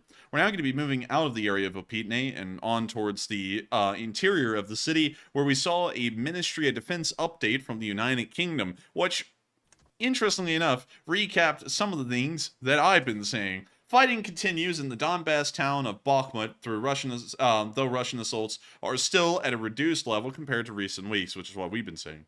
One of the key achievements of recent Ukrainian operations has likely been to push Russian Wagner Group fighters back from the 0506 route, which is the highway to the south of Bakhmut that everyone's using to drive in, which I've been saying is the only supply line they have left. And this minor country road has become a critical supply line for Ukrainian defenders. Wagner had previously been within a few hundred meters of the route, and of course pushed back. On the 26th of March 2023, Russian media claimed Wagner had taken full control of the Azom factory complex to the north of Bakhmut town center. However, the area likely remains contested, and it is, at the moment, from what we understand, contested, as it has been for the past fortnight, which means about 14 days. With Wagner having now confirmed the release of at least 5,000 prisoner fighters, personnel shortages are likely hampering Russian offensive efforts in the sector, which we've also been saying, because we've said that considering that the Wagner can no longer recruit from prisons, they're probably having a really hard time replenishing their numbers, and they're in a constant state of dwindling, where their numbers are decreasing at any given moment. So it appears that the Battle of Bakhmut is, once again, starting to develop in Ukraine's favor. And of course, considering that the battle is one to only wipe out Russian forces in, and doesn't really hold any strategic imperative in holding the town, they are doing an incredibly good job in not only securing the primary objective, but also holding the town itself, although there is really no necessary need in doing so, rather than just to thwart the Russians from achieving their own war goals. With that, we're now going to be moving on out of the area of Bakhmut and on into the Donetsk region, starting off with our first clip down here, where we saw a T-64BV, more like several, on the move. We can actually see a picture of one right here. These are a somewhat common sight and have been part of the Ukrainian armed forces for quite a while, but it is still nice to see that they have a large amount of armored forces that are more modern and more capable than the current Russian forces, and also that they look like they're in pretty good shape. With that, we're now going to be moving on from that little bit of news and further on down the line near Avdiivka, where I did see some Russian Su-25s in operation in the area, most likely trying to provide some kind of fire support to the Russian forces on the ground that are currently involved in the battle. We can see the cameraman looking into the sky, and we can see the Su-25s way out there in the distance, just a few pixels in size. firing off their rockets and turning back. We now see one about to fly right over the cameraman, right there. And there it goes. The sound of freedom. What, from the Russians? Say what? Those are Russian jets. Well, it's the sound of freedom when it's Ukrainians. What the hell? Oh, That sounds like death. That's Matthew right there, getting from the live chat, copying a question, probably coming back. Oh, that's the sound of freedom. So Russians fly over. Anyways, we're moving on from that, which is certainly not the sound of freedom, and on into the area of Pervomaysk, where we saw crab firing and giving the Russians crabs. There's a picture of one right there, and of course the crabs are a license-built version of a South Korean SPG that the Polish have provided to the Ukrainians. These things have been in the battlefield ever since May of last year, and it's great to see that they're still operating, and they're still giving that important artillery fire to the Ukrainian front lines to hold them on down. We're now going to be moving on into the next clip, where we can hear the sound of freedom as Ukrainian Su-25s fly over the battlefield. So here's that clip. And of course, we're going to have to mute it, so you won't be able to hear the sound of it, but you can see the Su-25 flying over right there, firing off its rockets, popping off its flares, and then taking a hard right. We can now see the next one coming up and also doing the exact same thing. So it turned out that the sound of freedom is actually quite quiet. The sound of freedom is copyrighted. You'll have to pay $3.99. But anyways, that's the end of that clip, and very nice to see Ukrainian Su-25s also in the area, also conducting fire support missions for the forces on the ground. We're now moving out of the area of Donetsk and Marinka, and further on down the front line and into the area of Vuhledar, where we saw what Vuhledar looks like in the present day. Of course, the town has been wrecked, much like Bakhmut, much like any other frontline city, because the Ukrainians have been holding on to it so effectively. The Russians have practically tried to level the town, and you can see that fires have been started in most of the buildings around the halfway point up, maybe the 4th or 5th floor, and then burn the rest of the floors above it. So from what we would probably be able to understand, those floors are probably not usable anymore, or they may be, it just may be fairly difficult to use them. But it is good to know that Vuhledar still stands, and the Russians have not been able to take this town. As long as these apartment buildings stand, the Ukrainians will have a sightline advantage over the Russians and will be able to field their fire far more effectively and wipe out Russians at a far greater distance than the Russians could to the Ukrainians. And so with that, that's the end of the pictures from the city of Vuhledar. Of course, the Battle of Vuhledar is still going on as we speak, but it is not to the intensity that we were seeing in December and January, where the battle was raging incredibly strong. Now it's a much more slow and simmering battle, and we're not really seeing the kind of activity we used to see. However, if we move just a little bit west of the city, we did see that the Ukrainians were delivering some coffee and hot dogs to the front lines for free. Here we can see a brave Ukrainian gas station clerk. In the United States, gas station workers are the front line in between the gangsters and the normal folks in this country, usually getting in the line of gunfire, druggies, and many other things. In Ukraine, however, they are nothing more than the pack mules to the Ukrainian army. I'm just kidding. They're still like clerks like here in the United States. But we can see the soldier getting some coffee. Oh, coffee machine. Yeah. Driving past some vehicles in M113. Now getting back to the front. Is this a vlog? I guess. Hi guys. A war vlog. Hi guys, war vlog. Today we're going to be going to the front line. Let's go, everyone. And then you hear that hip-hop lo-fi beat. Boom, boom, boom, Is it? boom. As he's running back to the front line. It's Casey Vladstad, bliat. Oh, I don't know what to say. Anyways.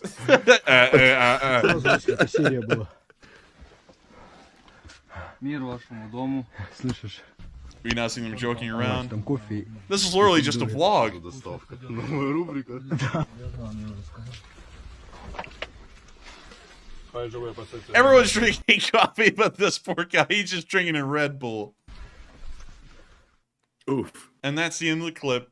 But there you have it, a little war vlog in the middle of a war. You know, this is like those jokes, Matthew, where people are vlogging in like the wrong places, like, you know, in Haiti or something. It's like, hi guys, little vlog, let's go have some fun. And then they drive through like a gang war or something like that. This is almost like that. Hey guys, war vlog. We're just going to be having fun today on the front lines. Let's go get some coffee and hot dogs. But anyways, with that, we're going to be moving on from this clip. Incredibly interesting to see that they had a hot dog and coffee delivery on the front lines. And now we're going to be moving all the way out of the southern front. Of course, nothing to report. No frontline activity for the large part. Just small amounts of action in the Vuhledar area and just west of that. And we're now moving all the way into Kherson, where we saw the Ukrainians working on the Russians, particularly a sniper working on them. And it looks like he did put in some good work. It looks like he clocked in those hours and he took what's ours. And so here's the clip. Also, he is using, from what I understand, a trophy Russian rifle, which is a 12.7mm or a 50 caliber alphabet. So let's check out how the 50 caliber alphabet does. A, B, C, A, D. A, B, C, dead, E, F, G. It always ends on D. I guess you could say he's given the D. Well, Not that kind though, but the other kind, the dead kind. Dang. And that's the end of the clip. But there you have it, a 50 caliber Russian rifle in use by Ukrainian snipers. So with that, we're now going to be moving on from that neat little clip and on into Crimea, because Crimea has had one bit of news happen today. There was an unidentified and unknown explosion that occurred somewhere in the peninsula, and I just wanted to show it to y'all because it was big. Here's the clip. And there's the sound of the explosion. And you see the explosion out there in the distance. We don't know what that was, and we don't know what kind of damage it caused, but it was a sizable explosion somewhere in the middle of Crimea. And so with that, we have now covered all of the news, north to south, east to west, inside of Ukraine, outside of Ukraine, and internationally that we could find over the past 24 hours. And now it is time for us to move on into the speech from the one, the only, President Volodymyr Zelenskyy. And so without further ado, here is the speech.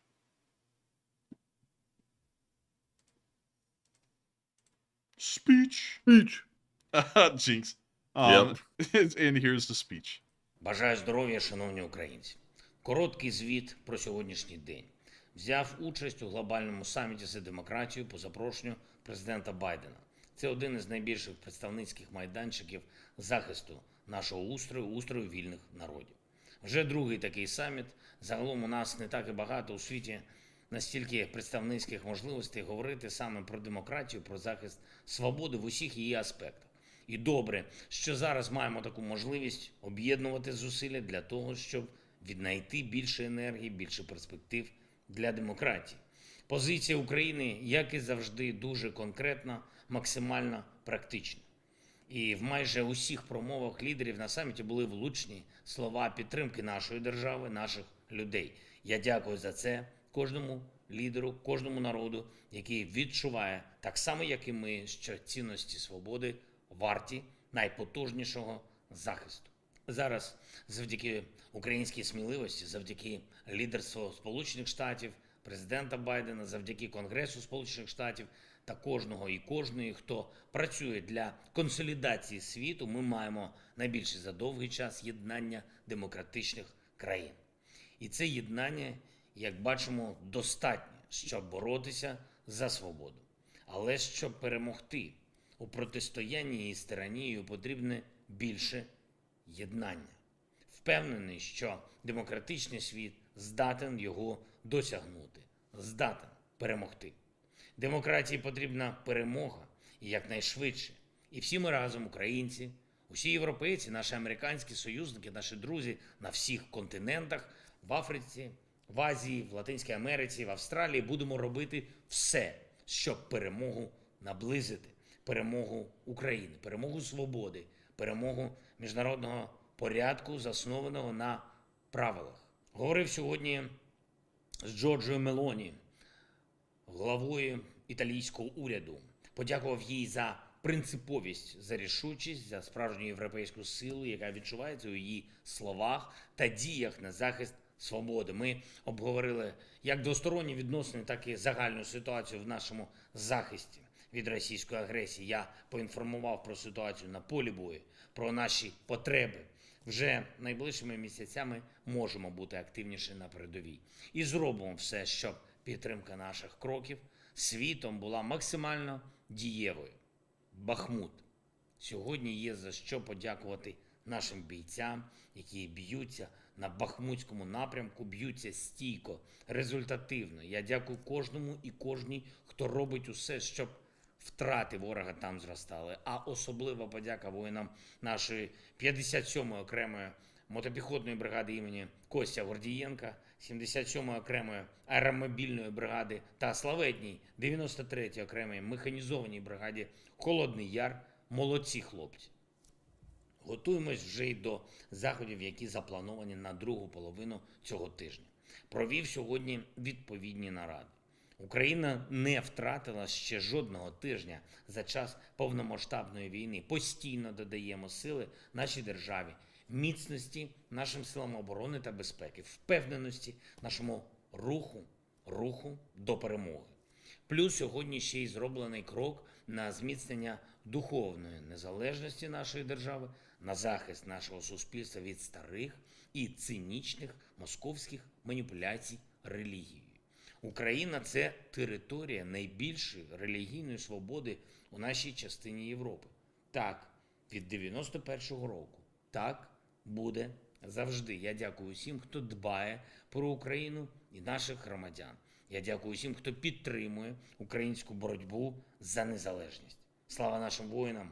Слава Україні! Well, that is the end of the speech from President Volodymyr Zelenskyy. And of course, that wraps up the day 399 news as well. This is the last news segment that we're going to be covering before tomorrow, which is day 400, which begins an entire new 100 days of the war.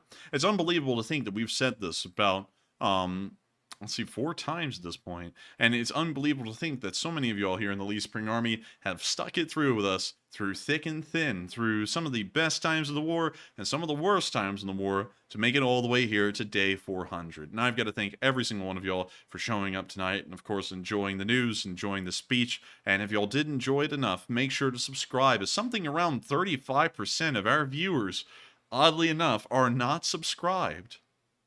That can't be. Yeah, 35%. So that means right now, around 1,400 to 1,300 live viewers are not subscribed. Subscribe. It won't hurt you.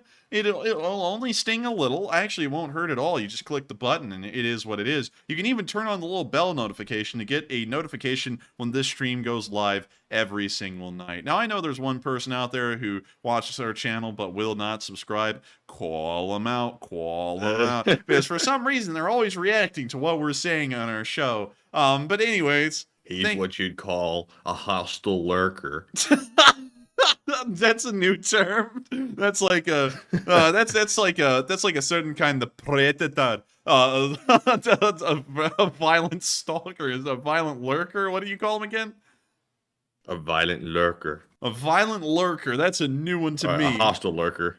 But please make sure to sub. There's about 1,300 of y'all that aren't subbed right now, and I'm not calling y'all out or anything, but I would love if y'all subscribe, because it makes us happy to know that people do enjoy this enough that they would subscribe and choose to watch this daily. We have heard that it's addictive. We've also heard from other people that, well, it's a very small group, that they don't like it. And, you know, it either way, I mean, you know, I'm just saying that there are some pros and cons, and it's not for everyone, but hopefully it is for everyone. And, you know, maybe you'll subscribe or something. I don't know. But anyways, with that, I'm not going to try and do the hostile lurking or talk about the hostile lurking anymore. And with that, we are now going to be moving on into the polls and covering those, because so many of y'all have voted on these polls. The polls are very special to this channel, and we try and make sure that they are as genuine and authentic as possible in the questions they're asking on stuff that may have not been heard from today. And so with that, what do we got, Matthew? All right, so we do have some nice mint polls here. We have 3 of them because the news ended kind of early tonight, and I didn't get to run a 4th, but it will be coming soon. The very first one I put up says, China offers to help Putin block YouTube in Russia, once again strengthening the Iron Curtain. And what are your thoughts? 42% said it's just more of the same. 35% said China and Russia are best friends. 3% said unsure. And 20% said, China just doesn't like YouTube. And we do know that China does not like YouTube. They don't like that at all because they hate for regular people to have a voice because that supplants the voice of the party, which they don't like. And that goes for the same in Russia. Don't want anybody rather than Putin setting the narrative, and YouTube gets in the way of that.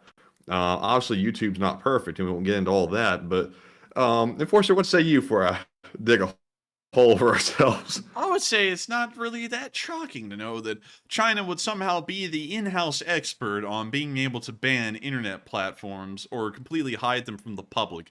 That is pretty interesting to me, that they would help the Russians do that. And of course, that shows you who's on the side of free speech. And I say that very liberally because, you know, is YouTube really a free speech platform? Well, we really can't get into that. Of course, we can't touch on that at all. It's just that sometimes we can't touch on certain things we would like to touch on because they don't really like those kinds of speech. But anyways, I would say that's not really that shocking to me that the Chinese would be the ones to help them out with that. And also, that kind of shows you what the Chinese are into. And really, they're not really against normal people talking, Matthew. That's actually a bit of a misnomer. You can be a normal person and say whatever you want in China as long as it's what the Chinese want you to say.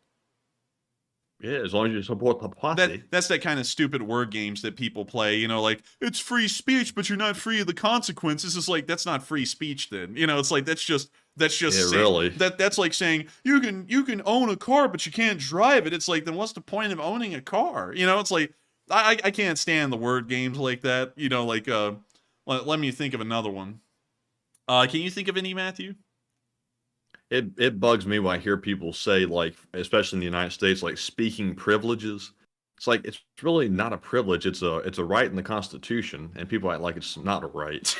That's almost with everything in the Constitution, though, like with unreasonable search and seizure. You know, well, if you had nothing to hide, then the police should have been able to enter your house without a warrant. You know, it's like that too. It's like, what the hell are you talking about? You know, I don't know if people get it or not. Well, we're not going to get into that. But anyways, that's we address that poll fairly well. And with that, we are on to the. Oh, wait a minute. Free speech only deals with the government. I actually saw someone say that. Free speech... That's true. That is true. Free speech only pertains to the government. That's why we can be pro-Ukrainian and then a Russian bot comes on here and we can smack him down. Private companies do have the right to kind of dictate what people can and can't say within their own company. And I know that's not really something that a lot of folks like to hear, but that kind of is how it is, you know, and... you know, I don't really get into the politics because people like to apply that only when it's in favor of their own beliefs. You know, like if you look at such and such and it gets bought out by someone that someone doesn't agree with, so then, you know, they want free speech to be free. You know, it always takes a spin like that, but that is how it works. It only really protects you as far as really publishing books, but even then there's a lot of control because a company has to decide whether they're willing to sell your book in their bookstore. But you know, you can stand out on the street and say whatever you want as long as you have a permit for that from the city. But anyways, Now, you know, speaking of that, something that's concerning is going on right now. You know, the whole thing about banning TikTok in the U.S. Yes. In the bill to ban TikTok is included some provisions that should be very concerning to folks. Wait. That is getting into a bill, and that's purely political. No, it's not political. It's something that no matter what political party you are, you're going to be concerned about it. They're trying to restrict using VPNs to get around to see certain websites. That's in the bill. Really? Yep. It's a lot of things in that bill that are cracking down on internet usage. Well, why the hell would they want to ban someone from using a VPN? Because they don't want you to use that to get around the restrictions of banning TikTok. Okay, that seems... But you know, it obviously has much wider implications than simply, you know, that. I would have to say that I think everyone can agree on the internet that VPNs are actually pretty beneficial.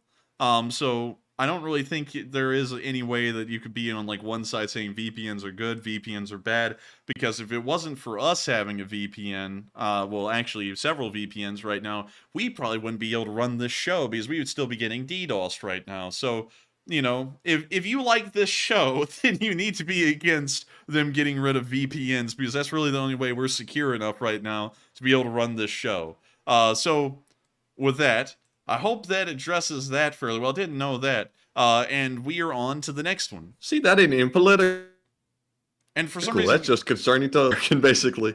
yeah, and also for some reason, Matthew, you're breaking up a little bit. I don't know what it is with the Discord call, but it's just breaking up slightly. But with that, we are on to the next one. All right, and the next one says, Ukraine says it costs $3.5 billion per month to sustain the war against Russia, and is it sustainable? 56% said yes, we will keep funding Ukraine. Looks like 5% said unsure, 26% said it will require widespread help, and 13% said no, it's not sustainable over years. And I think for $3.5 billion a month, you know, it is costly to run a war, and I think it's going to require widespread help. I don't think Ukraine's going to be able to rely on simply one or two funding sources to be able to keep this thing going. So, excuse me, they're going to rely on the U.S. and the EU combined to keep this thing rolling so where they can keep fighting the Russians. And I saw that, I think it was $2.1 billion as the revenue in Ukraine, and they needed that $3.5 billion number to be able to fight the war. So without the help, they're going to be going into some massive, massive debt, which is not good. But Enforcer, what say you? I would say that they certainly need to continue to provide support to Ukraine. And whenever this topic is talked about, it almost always has to address the people who say we shouldn't support Ukraine. And let me, like, you know, and I'm always talking about why we're trying to support Ukraine in a great strategy game pretty much around the world and what we're trying to do for the future. Here's what could possibly happen if we stop supporting Ukraine and they eventually end up losing. The Russians take over Ukraine, install a puppet government. The Russians probably wouldn't actually be in Ukraine. They would probably just stay in Crimea and maybe annex a decent chunk of eastern Ukraine to keep up with the original war goals, because that won't really matter much. And this area will pretty much serve as a buffer zone in between the Western world and Russia, and more like a buffer in between Moscow and Volgograd down here.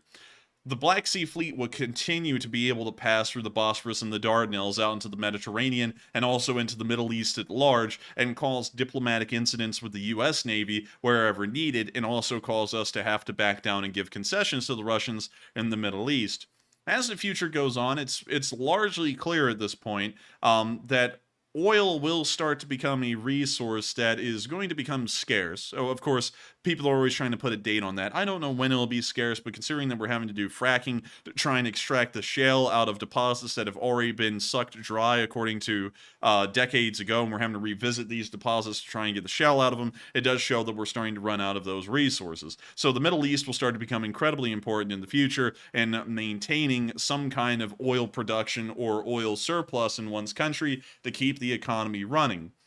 If we have to give concessions to the Russians in the Middle East, it could be said that oil will become incredibly expensive here within the United States, and that could start to seriously hinder our national economy and our preeminence around the world. Not only that, but we won't be able to have the kind of stronghold and control that we kind of have right now over the Middle East, as the Chinese continue to build their sphere of influence into Central Asia, the Middle East, and East Africa. So that Chinese sphere of influence will grow to be almost self-sufficient, self-sustaining, and big enough to completely counter the United States and Europe, therefore creating very hard economic times for the West, and maybe even their economic downfall, where the East Asian area, with China at its head, becomes the center of the world more so than the Western world. And that is a world that, you know, of course, it's a pretty big domino effect to go from just Ukraine losing the war, but that may be a situation that we're looking at in the future if we do not support Ukraine. And that's why I'm into supporting Ukraine, really for that point. The Western world has to stay on top of things. And, you know, of course, people are going to say, oh, you know, but there's bad people in the West. There's very bad people over there as well in China and Russia. Would you rather have them running the show, or would you rather have us running the show? I would rather have us running the show. So with that, I hope that kind of addresses why we should support Ukraine, even if it does become a little bit more difficult, because the long-term implications of the Ukrainians losing this war could be pretty bad. And so with that, I hope that addresses that, and we are on to the next one. All right, and the next poll says Russia conducted large-scale YARS ICBM exercises last night with thousands of soldiers. And what are your thoughts? 82% said Russia is trying to intimidate the West. 5% said unsure. 7% said it's just a routine exercise, and 7% said Russia is actually getting ready for it, meaning nuclear war. And I think I agree with the overwhelming majority. I think Russia is simply trying to intimidate us. They backed out of that New START treaty, also trying to intimidate us, and now they're doing these large-scale exercises. Seems kind of familiar to what North Korea is doing. A lot of talk, no action. But Enforcer, what say you? I would say that the Russians are once again just doing their little stupid dog and pony show. The fact that the Russians are a joke in the land forces, well, really their military as a whole shows that there's nothing to be feared. So they can run all the military exercises they want and try and look cool and scary, but they become such a joke. It's like that doesn't stop them from being a joke. No matter what. And hell, even the nuclear forces are a joke. Because if everything else in the Russian military is a joke, how in the hell would the nuclear forces be the only exception? They would also have to be a joke like the rest of it. Yeah, they'd have to be. And they're out there driving around these nukes on those massive trucks. I'm surprised, like, we probably just hadn't heard about it. They've probably gotten stuck, probably, didn't go well. Probably ran into a car or something like that at some point. I'm betting you money they did. Hell, man, you imagine that, being a trucker in one of those Topol M's driving around Russia constantly without stop. I mean, that must be horrendous to be doing that as a job. I mean, they must hate their lives driving that thing around. Yeah, and they already hated it because they're in Russia. Now they hate it worse. Yeah, just driving through Siberia with nothing around for hundreds of miles in that stupid thing with a giant nuclear missile behind you and nothing to do but drink. I bet you they've gotten into some kind of incidents with that thing, I promise you. But anyways, with that, we are on to the next one. All right, and that is, that is our last poll for now. So, with that being said, we're moving on to our super chat questions. And the first one we have is from Mark, Slava Ukraine, once again. He puts in a $180 donation, and he flew back to New Zealand in that short amount of time that we spoke about him last time. Mark says, the Ukraine is clearly organizing their counterattack. I'm choosing the ZNPP, then down to Crimea. Idea to scare Putin into serious negotiations, and what are your thoughts? That is actually exactly what I would think they would do. There's two different moves that I think they're going to do, and we've actually said these on the channel before, so it's not really an OPSEC thing. And anyways, they're very obvious to me, personally. But one move would be to push from Orikhiv down to Tokmak and then Melitopol, which would drive a split right down the Russian lines on the eastern side and the western side, and would probably force the forces in the Kherson Oblast to move back to more defensible locations, kind of in the northern Crimean Peninsula marshes around Armyansk and Dzhankoy, or Chonhar. That would most likely be where the Russian forces would go, and they would give up at that point the ZMPP. So I think that is most likely a direction of advance. Another one that I would see, and this is going off of prior movements from Ukrainian forces, would be that they punch through somewhere at Spitove, push on towards Starobilsk, and they start directly threatening Luhansk, which will most likely force Russian forces out of Severodonetsk and Lysychansk, and also probably out of Bakhmut, so that way they can move back to their original defensive positions around this area to try and hold it against the Ukrainians. So that would actually be a massive land gain for Ukrainian forces and a counteroffensive up there. On top of that, there is a river right here, which means that if they are able to cross it and take Starobilsk, that natural barrier, because rivers are one of the best natural barriers that we've seen in this war, will be completely pretty much non-existent for the Russians, and the Ukrainians may have a clear path to move straight down behind Luhansk and take that city, and in fact behind the defensive lines at Donetsk, and we probably see those crumble as well within months.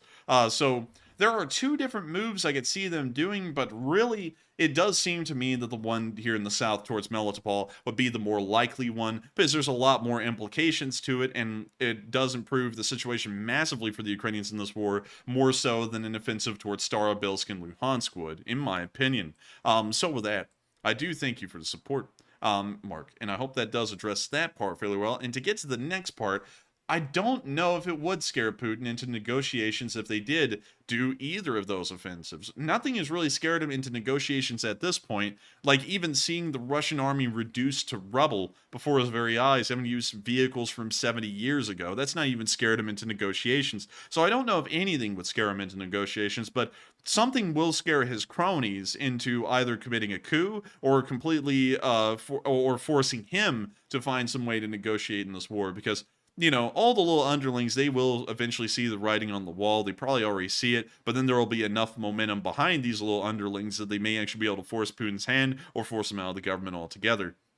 So with that, I hope that addresses both parts of the question, and thank you so much once again for the support, Mark, in helping this channel to keep on running. You're not only an old guard and an old-time channel legend, you're also a huge supporter of this channel. I gotta thank you so much for that, because you help us to keep this thing rolling. And so with that, we are on to the next one. All right, and the next super chat we have is from Aquatico50, who puts in a $21 donation and says, "Are Russians after Ukraine's culture, or are they confused? A Russian with his government-issued stick runs into a museum and sees a Mongolian sword and armor. He says, 'Oh, bliat.' This is where the Ukrainian high-tech stuff is hidden." And thank you for the support. And to answer that, I would say the Russians are trying to erase Ukrainian culture. You see, there's a bit of a thing here that has been going on in between Russians and Ukrainians for a good while. Russians are racist against Ukrainians and Ukrainian culture. In fact, Russians are really racist to anyone that surrounds them. They were racist to the Georgians. They were also racist to the Azerbaijanis and the Armenians. Well, actually, more so just the Azerbaijanians during Soviet times. They were also, really, hell, I mean, the Russians were racist to anybody that was inside of the USSR, and especially the Ukrainians. And there is a historical hatred in between Ukraine and Russia, more so because the Russians invaded the Ukrainian lands in the 1700s, early 1700s, and made it a part of the Russian Empire and started to treat the Ukrainians poorly. More so the Cossacks at the time, that's what they were really known as. But they started to treat the Ukrainians poorly, and that started to cause resentment amongst the Ukrainians against the Russians, and the Russians against the Ukrainians.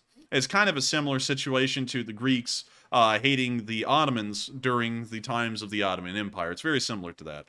And then once Ukraine became a somewhat independent country during the Russian Revolution, they tried to exist. Lenin, of course, reinvaded the country, took it back over, and then hell on earth began for modern-day Ukraine, and they were treated somewhat poorly under Lenin. They were treated terribly under Stalin with the Holodomor, and also just executing loads of Ukrainians for the hell of it. And then, let me think about what else there was.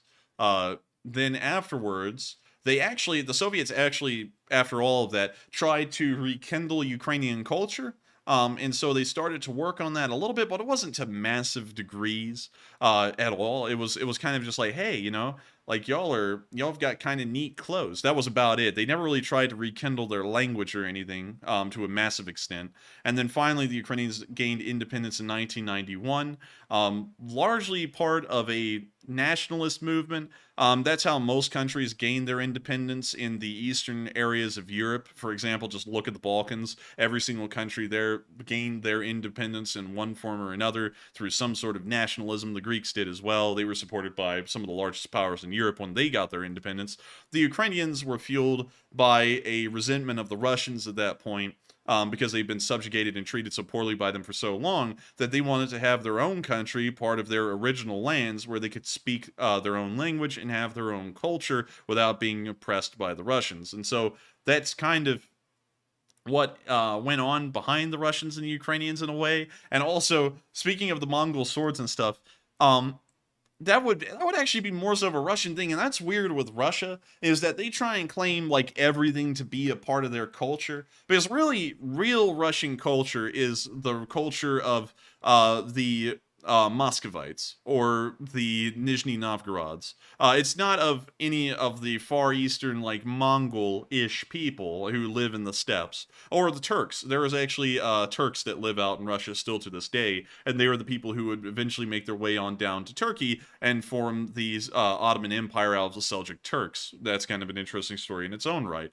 But they try and claim their culture as well, which is really silly, because it's not really their culture. It's more of the culture of the people that live there that's within their lands, but not really Russian culture.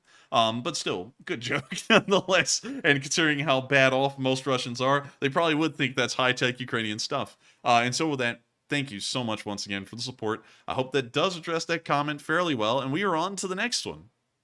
All right, and real quick, let's address a poll I just put up. The question is, do you think Putin is intimidated by the West? 77% said yes, he quietly fears the West. 3% said unsure. 20% said no, he's insane and has no fear of the West. And I agree with the 77%. I believe he does fear the West.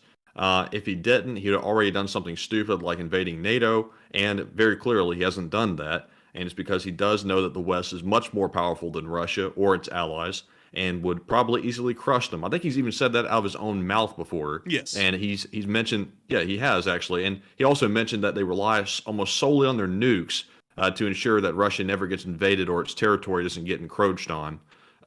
So, you know, the decision to invade Ukraine was irrational, didn't make any sense, and also it's quite evil. But he's not insane in my view. But Enforcer, what say you? I would say he certainly does fear the West, more so than anything else. That's really why they're fighting this war, because the West is so scary to him that even having the concept of the West being just 200 miles from Volgograd and also kicking the Black Sea Fleet out of Crimea is scary enough to him. So I would certainly agree that he is just straight up afraid of the West. That's what motivates a lot of his actions and also motivates him to cower down when things get bad, like when they took down the drone and they immediately issued an apology and then tried to once again step back up and act like they were really doing all the chest beating and all the scary crap even after they apologized. So with that, I hope that does address the poll fairly well, and we are on to the next one. All right, and the next super chat goes to Dupper Bob. He puts in a $20 donation and says, Slava Ukraine. And thank you so much for the support, and of course, Slava Ukraini, and long live the Holy Spring Army. And so with that, thank you so much once again for the support. I hope that does address that fairly well. And we are on to the next one. And the next one goes to Santiago Flores, who puts in a $20 donation as well and says, good evening. It's for the Anything You Need Right Now fund. And is Zelenskyy playing a psychological warfare on the Russian and a political one on the West to get what he needs for Ukraine military and keep the support on? And I think you're onto something there. And thank you for the support, Santiago.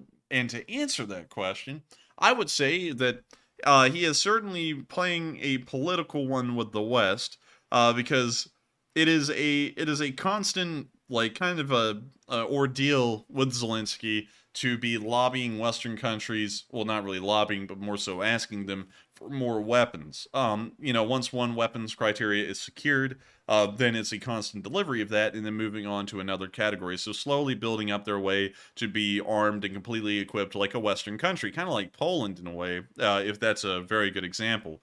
I would say that he is playing a bit of a psychological game with the Russians, but it's not that psychological with them, because they've largely, at the beginning of the war, the Ukrainians would try and send information over there to reason with Russians to say, hey, this isn't really right, what's happening in Ukraine, someone needs to stop this, maybe y'all could stop it. They really stopped that for the large part, and now they're more so into just playing the psychology, if they are playing the psychology, that we're going to level any army y'all send, and we're going to push y'all back to the border, so don't even come, because it's not going to be good for y'all. That would most likely be the psychology they're playing there. But I would agree with you, Santiago. That's largely what he's doing to both sides. A psychological game with Russia, a political game with the West. And as long as he plays the cards right, Ukraine will come out of this war as a European Union member, most likely a member of NATO as well. And on top of all of that, it'll probably be fairly economically successful and have a pretty militarized border with Russia to protect them for the years to come. And so with that, thank you so much once again for support, and thank you so much, Santiago, for enjoying this channel and putting that towards the Anything Fund. We appreciate everyone supporting the funds, the Coffee Fund, the Anything Fund, the Donut Fund, and I've got to thank you all so much once again for supporting all of those funds. And so with that, we are on to the next one. All right, and the next one goes to Cindy Mitchell, who puts in a $20 donation and said, had a bad day, sir, Matt. Make me smile when you send it to the chat.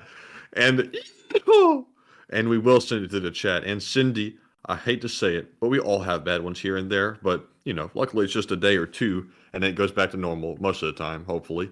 But anyways, Cindy's super chat, live chat donation. I don't know what I'm trying to say there. It goes to Scott Ludwig. He says, "What do you think of Saudi Arabia joining China and Russia in a pact with the BRICS as well?"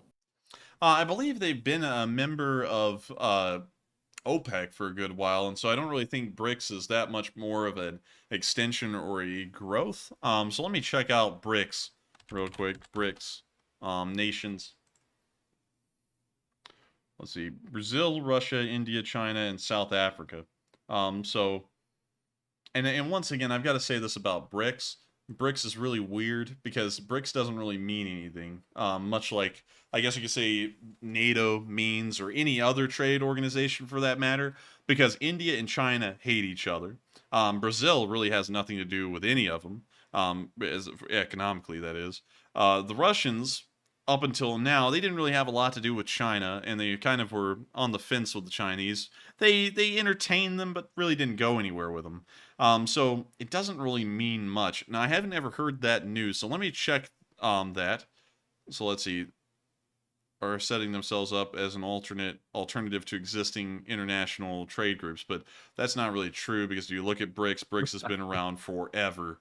Let me go to when it was founded. In 2006. It's been around for 16 years, and it's never found itself as an actual viable competitor to anything going on in the West. It isn't. It can't be.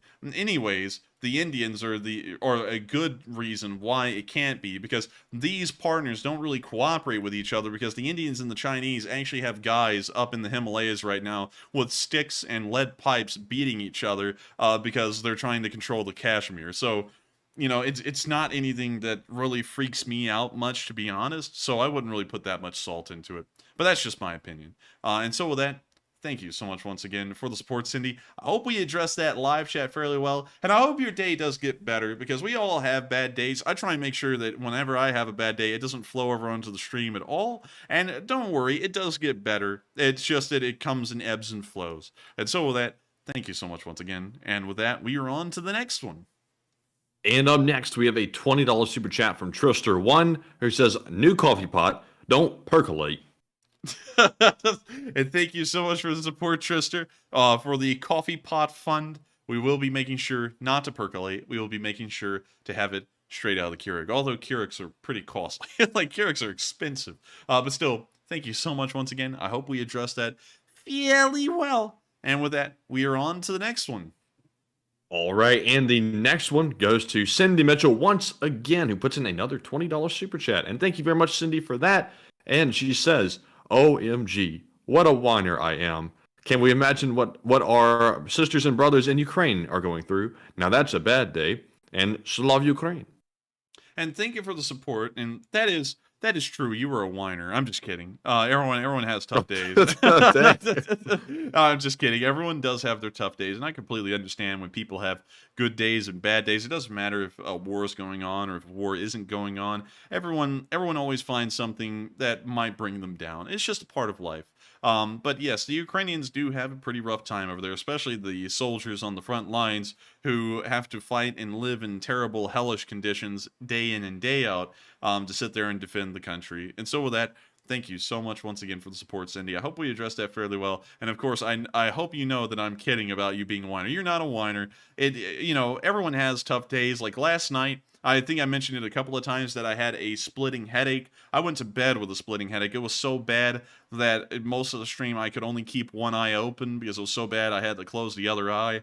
I mean, it was, to be honest, yesterday was a bad day for me. Not because it was an emotionally bad day. It was a physically bad day. It just hurt like hell, and I didn't even feel that great either. But with that, I hope we addressed that fairly well. Thank you so much once again. And with that, we are on to the next one. All right, and the next one goes to Marion Deemer, who puts in a $20 donation and says, "I concur with the person who loved the beaver video. In the meantime, I have checked out beavers, and they are really little terrorists. Love your channel, and we'll leave for the night when you glorify." I can't read that part, but they say hugs.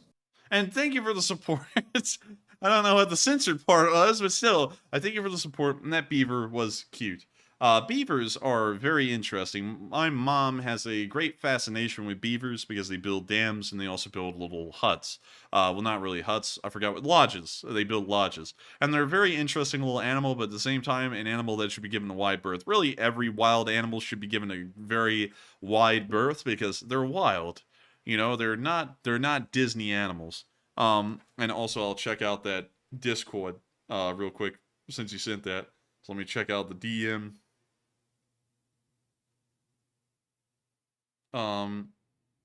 Okay, interesting. That's interesting.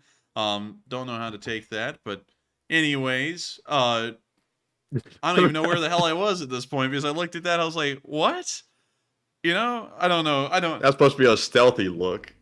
you took out a whole time, like, to go look at it during the question. Yeah, I mean, I'm looking at it, I'm like, what the heck? Anyways, getting back to the beavers. The beaver was pretty funny, and so with that, thank you for the support. I hope we addressed that fairly well, and thank you for helping this channel to keep on running. And so with that, we are on to the next one. All right, and up next, we have a $12 super chat from Margaret Hemsley, who says, "Rollin', rollin', rollin', got the orcs a smoking, keep at enforcer rollin', orcs hide for your ammo fund, and try singing it." I guess I kind of did. Kind of. Well, I hope that does. Well, I hope that does address that fairly well. I mean, like, I guess he already did sing it, so I guess that counts.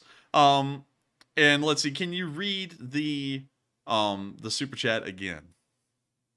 it says, "For the ammo fund," it was the whole song. Okay, so that's pretty much it. I guess that is pretty much it. And I thank you for supporting the ammo fund. Of course, the ammo fund is great because we have to get 308, 5.56, 30-06, 12 gauge, 22. Let's see what else. 30-40. Someone's gonna be like, "What the hell's a 30-40?" It's an old round. It's like 100-something years old. The 45 ACP. Let's see, 7.62 by 39, 9mm, 45 ACP, 45 Colt. The 75 caliber lead ball. I think 38 caliber lead ball. With powder, black powder, and wadding. We need all of it. The ammo fund has to be huge because there's just so much. And you see, that's what I'm talking about right there. You always want to make sure, Matthew, that we only have to use one ammo, one army using one ammo for the most part. Because look at how much of a logistics nightmare it would be to be able to use all of the guns we have. Because each one of mine at least, almost uses a completely separate ammo from another. Oh yeah, that's why I say, 5.56. That's the way to go. All of it. Call them out. Call them out. Call them out. Call them out. I would say, in my opinion, 5.56 pretty good. Not gonna lie, it's a very good round. 308's not that bad either. Yeah, I mean, it's not bad. I mean, it's not bad. I don't have a beef with it or anything. I mean, it's fine. But Matthew does have a beef with 30-06. Call them out. I don't think so. Call them. Well, I don't remember the last time you said anything about it. You said it was too big of a round. You didn't like it much. I mean, there's nothing wrong with that. That's just me. I just don't like a lot of recoil. Well, I gotta tell you, Matthew, if my gun doesn't kick, I just don't think it has enough firepower. You know what I mean? Anyways, with that, Well, do this. Pull up a picture of a platypus for Susan Reichel, by the way. okay. I want to see it again, too. Noob of the year. Oh, my God. Here is the baby Yoda of the natural world, the platypus. Boom. Swimming around the piss yellow waters of southern Australia, this creature subsides entirely off of cornmeal. or zippets or something. But there we go. It's a platypus. Man, that looks like a dinosaur in that one. Yeah, it kind of does. There's another picture of it. That poor thing. I just kind of feel bad for it. Like, I'm not trying to make fun of it. I don't know why. I just feel bad. And there's a platypus toy. Let's see, what else do we have? There's that plushie that was really cute. There's one swimming underwater. These things are bizarre. Just bizarre. There's Barry, the platypus. Where? Where? Where did you see To that? the right of that picture you've clicked on. Barry the platypus? Why in the world is there an outline of a leg there like it's biting it or attacking it or something? It's like the platypus could be. attacks the ankle. Oh no, they call it trouble and make it double. Now there's a koala on top of it. Now that thing will claw your eyes out, man. Those things are cute, but they're vicious too. Oh yeah, look at this one. Dude, this one looks happy with its life, man. This one looks like it's gotten like its good retirement. You know, it's just having a good time. It's going golfing. Yeah. You know what this is? It looks like a seal that has like a party mask on of a duckbill. That's what it looks like. It kind of does, doesn't it? Yeah, like it's a fake. It's a phony. It's a whole species of disguised animals. It's just such a bizarre animal. I don't really know. Look at it. Yeah, like the That beak doesn't beak even look doesn't like fit it's on that attached. creature. Yeah, it doesn't even look like it's attached. It looks like it's not like a part of it. I don't know. There's something weird about Well, the this. platypuses are like a big hoax that we've been sold on for like a century. Oh God! Here comes the conspiracy theorist. Start the conspiracy theory. Start it. The media, they're lying to you. They want you to think the platypus is real, but it's really a means to control you with the government Or something, you know. Anyways, with that, I hope we've taken a good look at platypuses here, because everyone loves a good platypus every once in a while. They're just bizarre looking. Honestly, it kind of looks like an otter, you know, mixed with a duck. Yeah, I mean, somewhat. Yeah, I mean, somewhat. I'm telling you, I get no respect around here. I swim around with a duckbill, and people go, "Hey, you look like a freak." I say, "Hey, I'm born this way." But anyways, with that, we are on to the next one. And thank you so much once again for the support. All right, and up next we have a $11 super chat from Chase Meddy, who says I just read that one off, didn't I? Let's see here. I think you did. Let's see. No, actually I didn't, but it's the same person. They also love the Beaver video. They said it's been one of my favorites of the entire war. And it seems that Beaver is just as stubborn, determined, and brave to hold on to that trench as the Ukrainians are. Call him Cleaver the Beaver.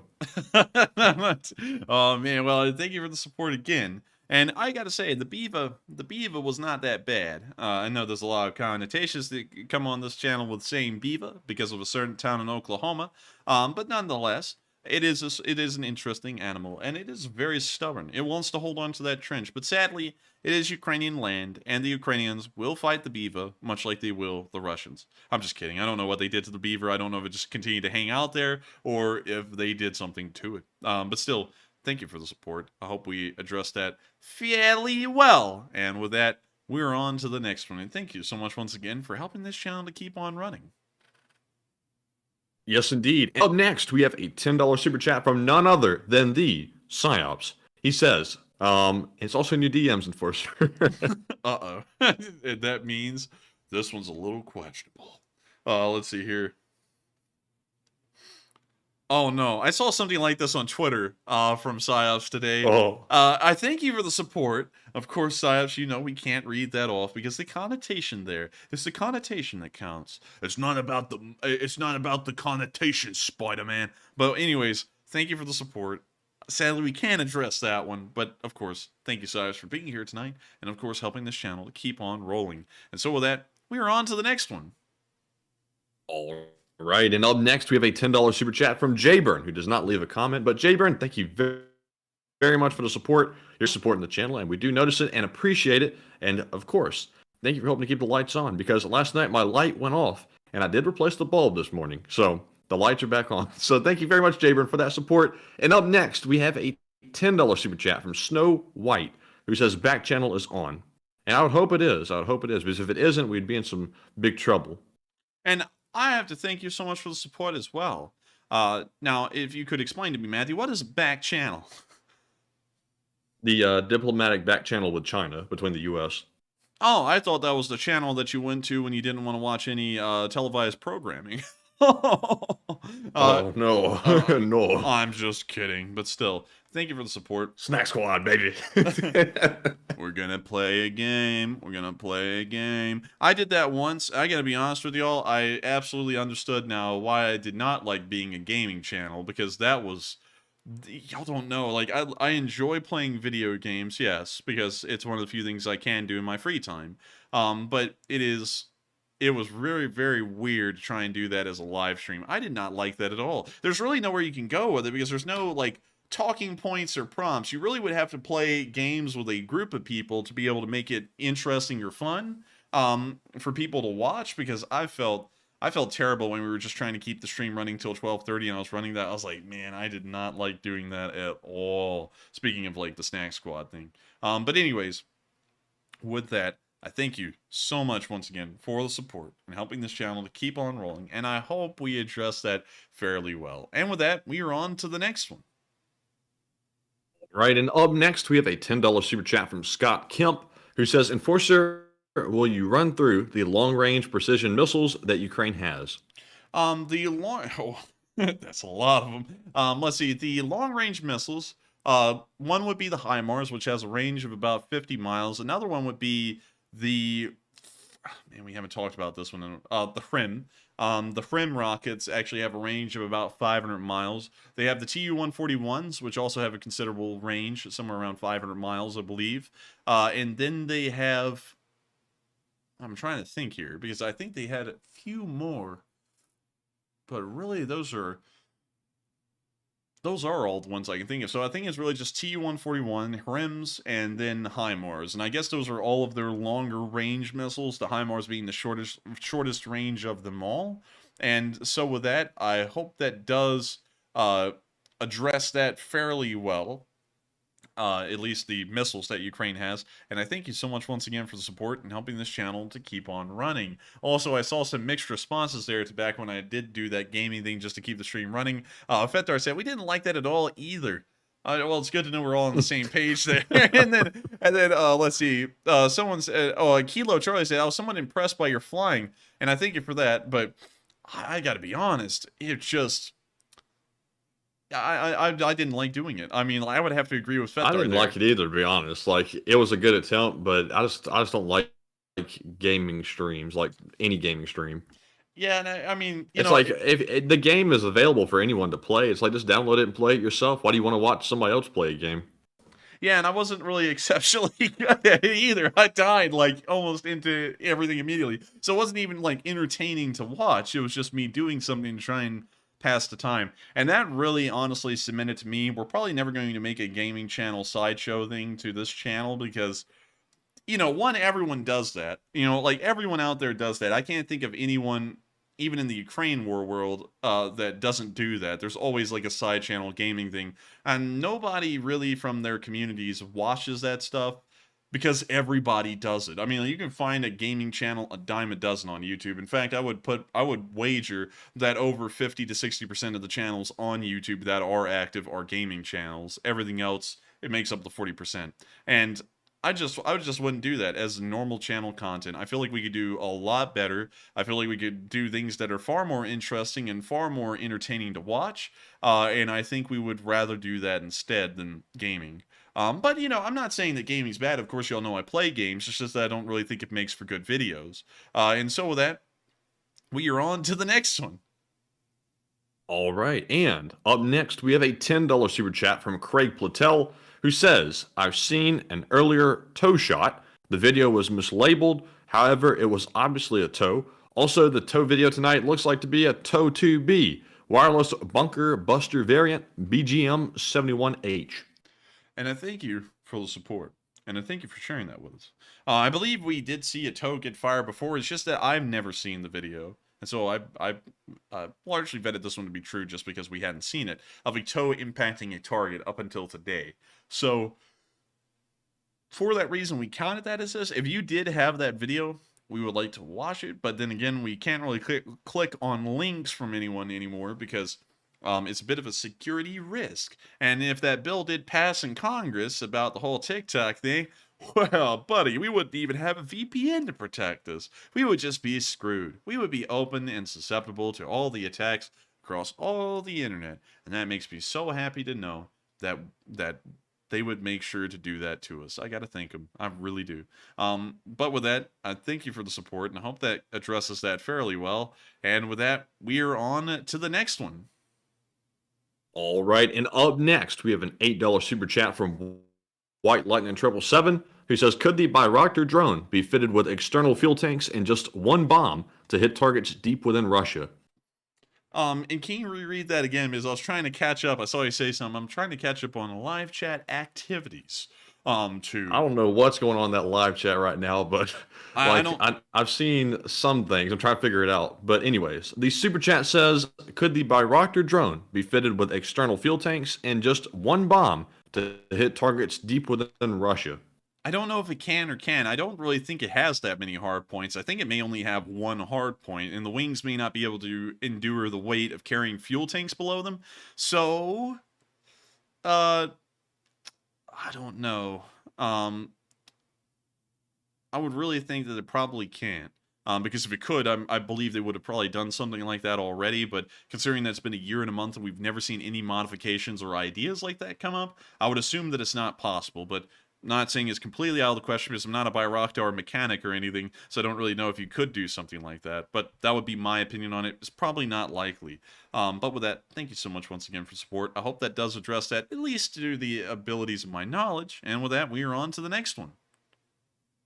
All right, and up next we have a.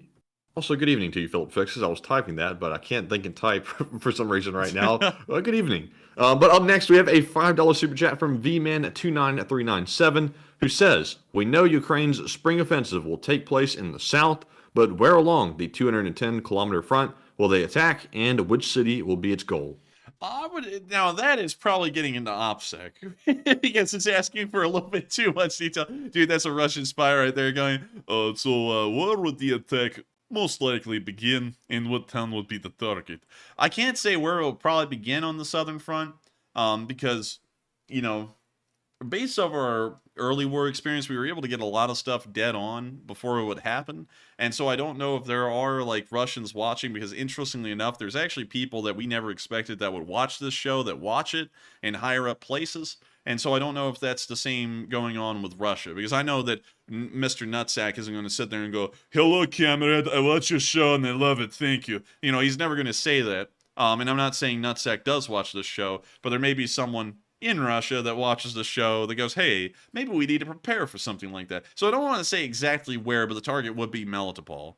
So, you know, you can say it would start anywhere on the southern front, but the end goal would be Melitopol. Still, I thank you so much for the support, and I hope I answered that to the best of my abilities without getting into too much of an OPSEC thing. And with that, we are on to the next one, and thank you so much once again. All right, and the next one we have is from Drew, who puts in a $5 donation and says, Zelenskyy, 2024. He'd surely have my vote for POTUS, I'm just saying. And good evening, Bama Bros, and all the great LSA and Coffee Fund. Cheers. And thank you so much for the support to our Coffee Fund. We do enjoy support to the Coffee Fund. Coffee Fund, Coffee Fund. Say that, Matthew. Say that for me real quick. Coffee Fund. Coffee Fund. Coffee. Delicious coffee. All right. All right. Never do that again. All right. All right. I thought that would sound like coffee, but okay. Anyways, I still That's think... a joke, by the way. Don't take it personal. God. I do thank you for the support to the Coffee Fund, and also long live the Lee Spring Army. And I thank you so much for enjoying this channel. We try our best. I say this with sincerity. We try our best to make this show worth watching, both in the kind of news we deliver and also in the delivery of it. And I'm glad to know that we have been able to do fairly well. Let's see. Just checking something out there. But still, thank you so much for the support. I hope that does address that fairly well. And we will make sure to grab a live chat. And so with that, what do we got? All right, and the live chat question goes to, let's see. Oh, okay, it was apparently an accident. But anyways, the live chat question goes to Mr. Norton, who says, do you think it will take until late April, early May to see the offensive action take place? We have a time frame window here of around mid-April to late May. I believe it'll mostly be occurring within there. So that one's a little bit more restrictive than ours, so I would say it would fall within that window as well. Just from what we've seen, and of course the weather conditions will be greatly beneficial to the Ukrainians at that point in an offensive, so it will most likely occur during that time. So with that, thank you so much once again for support. I hope that does address that fairly well. And with that, we are on to the next one. All right, and the next one we have is from Joseph M. Sika. He puts in a 5 and says, counteroffensive, so fake. No one tell the Russia about this. Mariupol split the Russia and then Crimea, question mark. And I think you cut out there at the end. You said should, and then it stopped. Can you see that Oh, part that again? was all. Oh, I don't know what to make of that one, so could you break that one down for me? Because I'm not really understanding it because I can't really read it. So let's see here. Counteroffensive so fake. I'm trying to figure out who he's referencing in that. No one tell Russia about this. INC Mariupol split the Russian and Crimea. I think he's trying to say that the Ukrainian counteroffensive might be fake, and they're trying to bluff the Russians into thinking there's a massive one coming. And I'm not really sure what it means from there, really. I unfortunately don't really know what it means from there either, but I do thank you for the support, and I would say that the Ukrainian counteroffensive most likely isn't fake, because what benefit do they have in freaking out the Russians, considering they have to conduct offensives at this point to try and take back their own land. So with that, I thank you for the support. I hope that does address that fairly well, and with that, we are on to the next one. All right, and the next one we have is from Anthony, who puts in a $5 donation and says, you want to look at a cursed tank, check out the Chrysler, wait a minute, hold on. The Chrysler? What the hell? Chrysler TV8 design project. Also, we're almost at 7,000 destroyed Russian APCs, so keep stacking them. What are you laughing at? Well, I when I read that, for some reason my brain wasn't registering Chrysler for some reason. I was thinking that looks like Slavic or something. I was thinking, no, that's Chrysler. What am I talking about? Well, we found it. That is the Chrysler TV8. Oh. It's not a tumor. It's very bulbous. It is very bulbous. Very, very bulbous. I don't really know what to make of it. It's an ugly tank. Yes, this thing is cursed, I would say, by no doubt. Hands down, one of the most cursed things. This must be where they got the inspiration for the Chrysler 300B. No, this may even take the cake from that one. This thing is called a praying mantis. What the hell is it? I don't know. That looks like a piece of scrap metal put on some tracks. This thing is uglier. But the TV8 is pretty darn ugly. I will give you that. The thing's cursed. Cursed by no means. This thing looks like Quasimodo in tank form, and I would certainly say, ew, if I ever saw it. And so with that, I thank you so much once again for the support. And let's go to the Wikipedia page. I swear it had like a nuclear reactor in it. But let me go find it. It was intended to be a medium tank capable of land and amphibious warfare. The design was never produced, funnily enough. Let's see.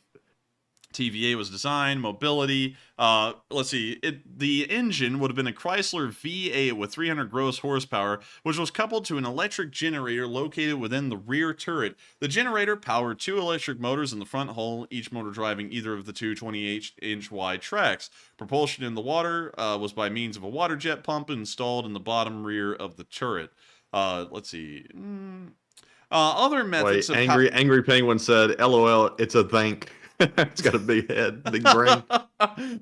Let me think. Anyways, here are the proposed propulsion methods for this tank. Other methods of powering the tank that were later considered include a gas turbine engine drive, a vapor cycle power plant fueled by hydrocarbons, and a nuclear fission powered vapor cycle power plant. That sounds stupid, to put a nuclear power plant in something that will most likely be destroyed. Yeah, that's pretty dumb. Yeah, that's pretty dumb if you ask me, but the thing's cursed on top of that, and I don't even know what the hell this picture... Oh, that's it in the water. That's what it would look like in the water right there. Okay, now that's just even worse. That thing is stupid. No doubt. Anyways, with that, we're on to the next one. Thank you once again for the support and allowing us to look at that stupid, ugly thing. All right, and also I see some folks saying, no, the Chrysler 300B is a nice looking car. And not the old one. The old one was pretty decent. I'm talking about the modern version of it. That thing is ugly as hell. It's on up there with the Pontiac Aztek, in my opinion. But anyways, we're moving on to our next super chat. And this one goes to BC Skyman, who does not leave a comment on this one, but leaves a $5 donation. And thank you very much, BC, for that support. And I think he's already left for the night, but we do appreciate it very much. Hey, and up next we have a $5 super chat from OCB, who says, "Can you give that viewers a quick pictorial summary for the Next Generation Air Dominance NGAD program? New bling coming from the USI and Slava Ukraine." And let's take a look. Let's take a look at this thing. Picture document. Well, we only got the concept art, and the concept art is a little different on each one. But the general design philosophy looks something like this one at the top left. There's not a lot known about this thing right now, and on top of that, it looks kind of like a Dorito chip. And that's really Looks all. like a Dark Star. Looks like a Dark Star. Yeah, it looks like that thing off of Top Gun. I was just flying in Flight Simulator yesterday. I don't know what to make of that. Like, all right. Not like I was in there like, what the hell? Like, anyways, the NGAD, apparently it's got a combat radius larger than an F-22. It will be far more expensive than an F-22 at $300 million per aircraft. That's good to know. Always happy to hear that they'll be getting even more expensive. It is stealth. It has range, it has payload, and it's also, it could have manned and unmanned teaming, which means that it's teaming with unmanned life. And that's compared to the 5th gen F-22. There's not really a lot known about this thing, really, because it's still classified, it's still going through development and all that stuff, and it doesn't even look like we have a real picture of one yet. But it is very interesting to say the least. I just think, though, because of its design, it's very unorthodox. We may never see this thing actually enter production or service in the way it looks right now. But with that, I do thank you for the support, and I hope that does address the comment fairly well. And with that, we're on to the next one. All right, and the next one goes to Kilo Charlie, who puts in a $10 donation and says, "Zaporizhzhia nuclear power plant, what do we know?"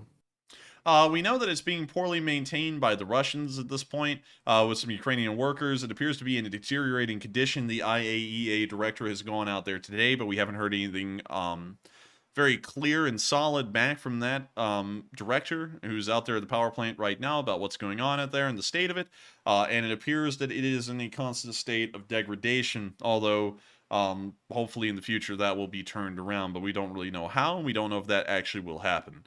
So with that, I thank you for the support, and I hope that explains all of the information we have on the status of the ZMPP right now, and thank you for helping this channel to keep on running. And so with that, you know what we're doing. We're on to the next one. All right. And also the IAEA director, he did make it to the power plant, and he said it was apparently worse than they thought, and the forces are apparently massing up near the power plant, and once again, they're using it as a nuclear shield, even worse than they were before, so not good. And Ukraine's not going to launch something at the power plant. That would be insanity. So I think it should be fine, but the risk is something accidentally happens and they accidentally hit the wrong spot and ended up hitting the power plant. And that is true. And also I see that a certain situation is once again flaring up in the live chat. I'm not going to say their name, but I'm going to ask them to stop. Because we're about to get you in a minute if you don't stop, because it looks like you're just down there instigating people, okay? So I'm going to say this too, because I noticed this the last time. If you sit there and say, okay, I'll stop talking to these idiots, I'm going to take that as you provoking them again, and we're going to get you for that. I'm sorry, but don't come in here trying to stir up trouble. We don't have that. Anyways, with that, we're on to the next one. All right, and up next, we have a $10 super chat once more from Joseph M. Sika, who says, yeah, they're just faking the counteroffensive in Bakhmut, and they're going to go to Mariupol and split the Russians in two and try to take back Crimea. I didn't want to spell it out, but now they know. But still, thank you so much once again for the support, Joseph. And I would agree, if the counteroffensive in the area of Bakhmut is to be believed, I would say that is a fake. That is a feint. It wouldn't make a lot of sense for them to counterattack in that area at this time, because it's the strongest area in the front in terms of Russian power. It would be much more advantageous to take a easier route of advance in another area that could also lead to much better results. So with that, I would definitely have to agree with you on that one, Joseph. And also, I hope you have been good. And also, did you ever see that the Smalls actually did make it there. We showed that video, and I don't think you were on that night. And I said, if any of y'all know where Joseph CK is right now, get him on, because they're finally there. The Ukrainians do have Smalls now, just letting you know, and they are using them. We just don't see them much. But still, with that, I would definitely agree with that. That's most likely a route of advance that they could be taking. But really, what would we call it? The same kind of benefits could be had going towards Melitopol as well, or Mariupol. And I guess the Ukrainians are most likely trying to decide which one is the path of least resistance, because they really achieved the same aim. So with that, thank you so much once again. I hope we addressed that fairly well. And with that, we are on to the next one. All right, and the next one we have is from Psyops. He puts in a $10 donation once again, and this time he assures me, insert completely innocent super chat. He said, Matt is too scared to read this anyway, but please look up the AI targeting system for Abrams. It's a neat article. And we shall look that up. We shall.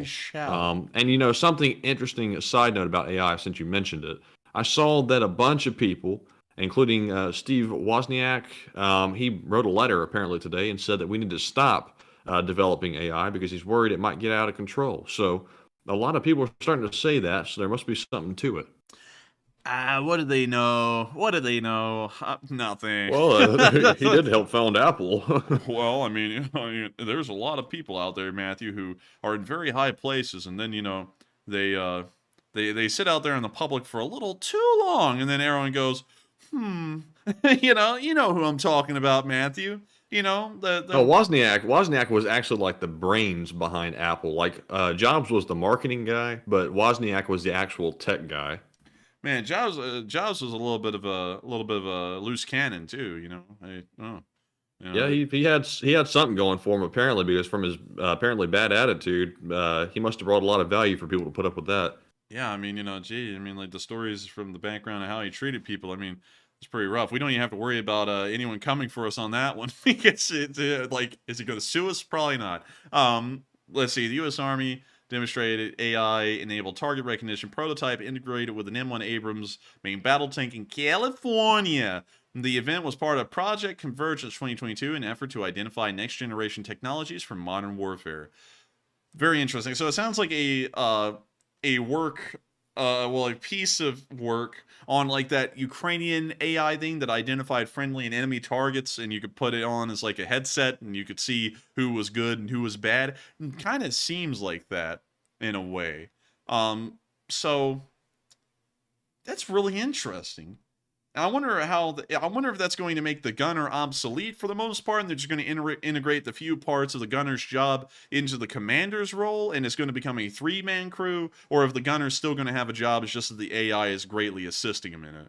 Regardless, that is a very interesting innovation right there, and who knows if we'll actually see that used or not, but very neat nonetheless. And so thank you so much for the support, Psyops, and sharing that with us. That is a really cool one. And with that, we're on to the next one.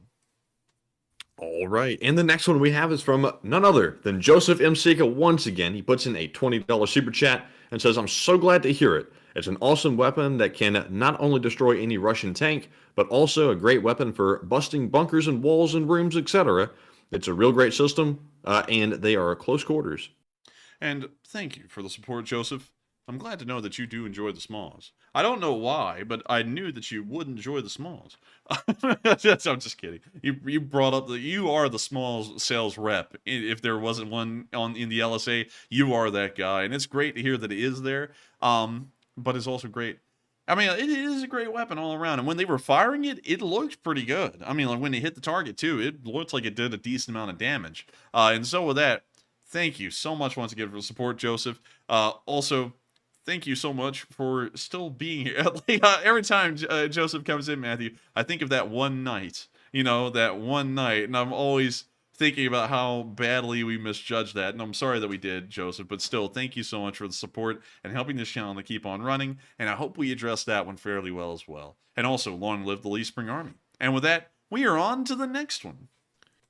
And Joseph said he's a salesman for the smalls because he was a small gunner. For some reason, whenever I read that, I want to go, but then it just changes to. But anyways, with that, we are on to the next one.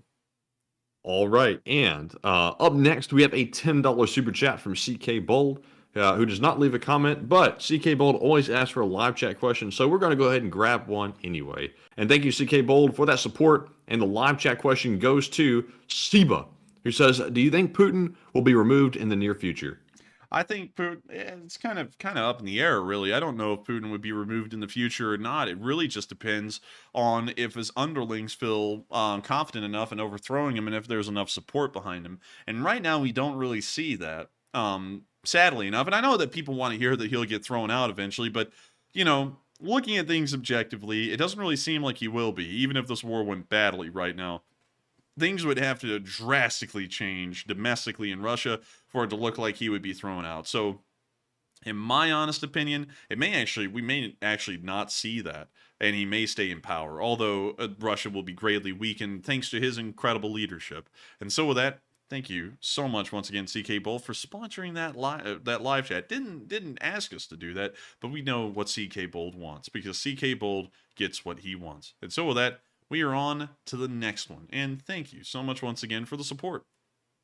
Indeed. And up next, we have a $4 super chat from Landlubber, who says, "Shut off, closest large valve."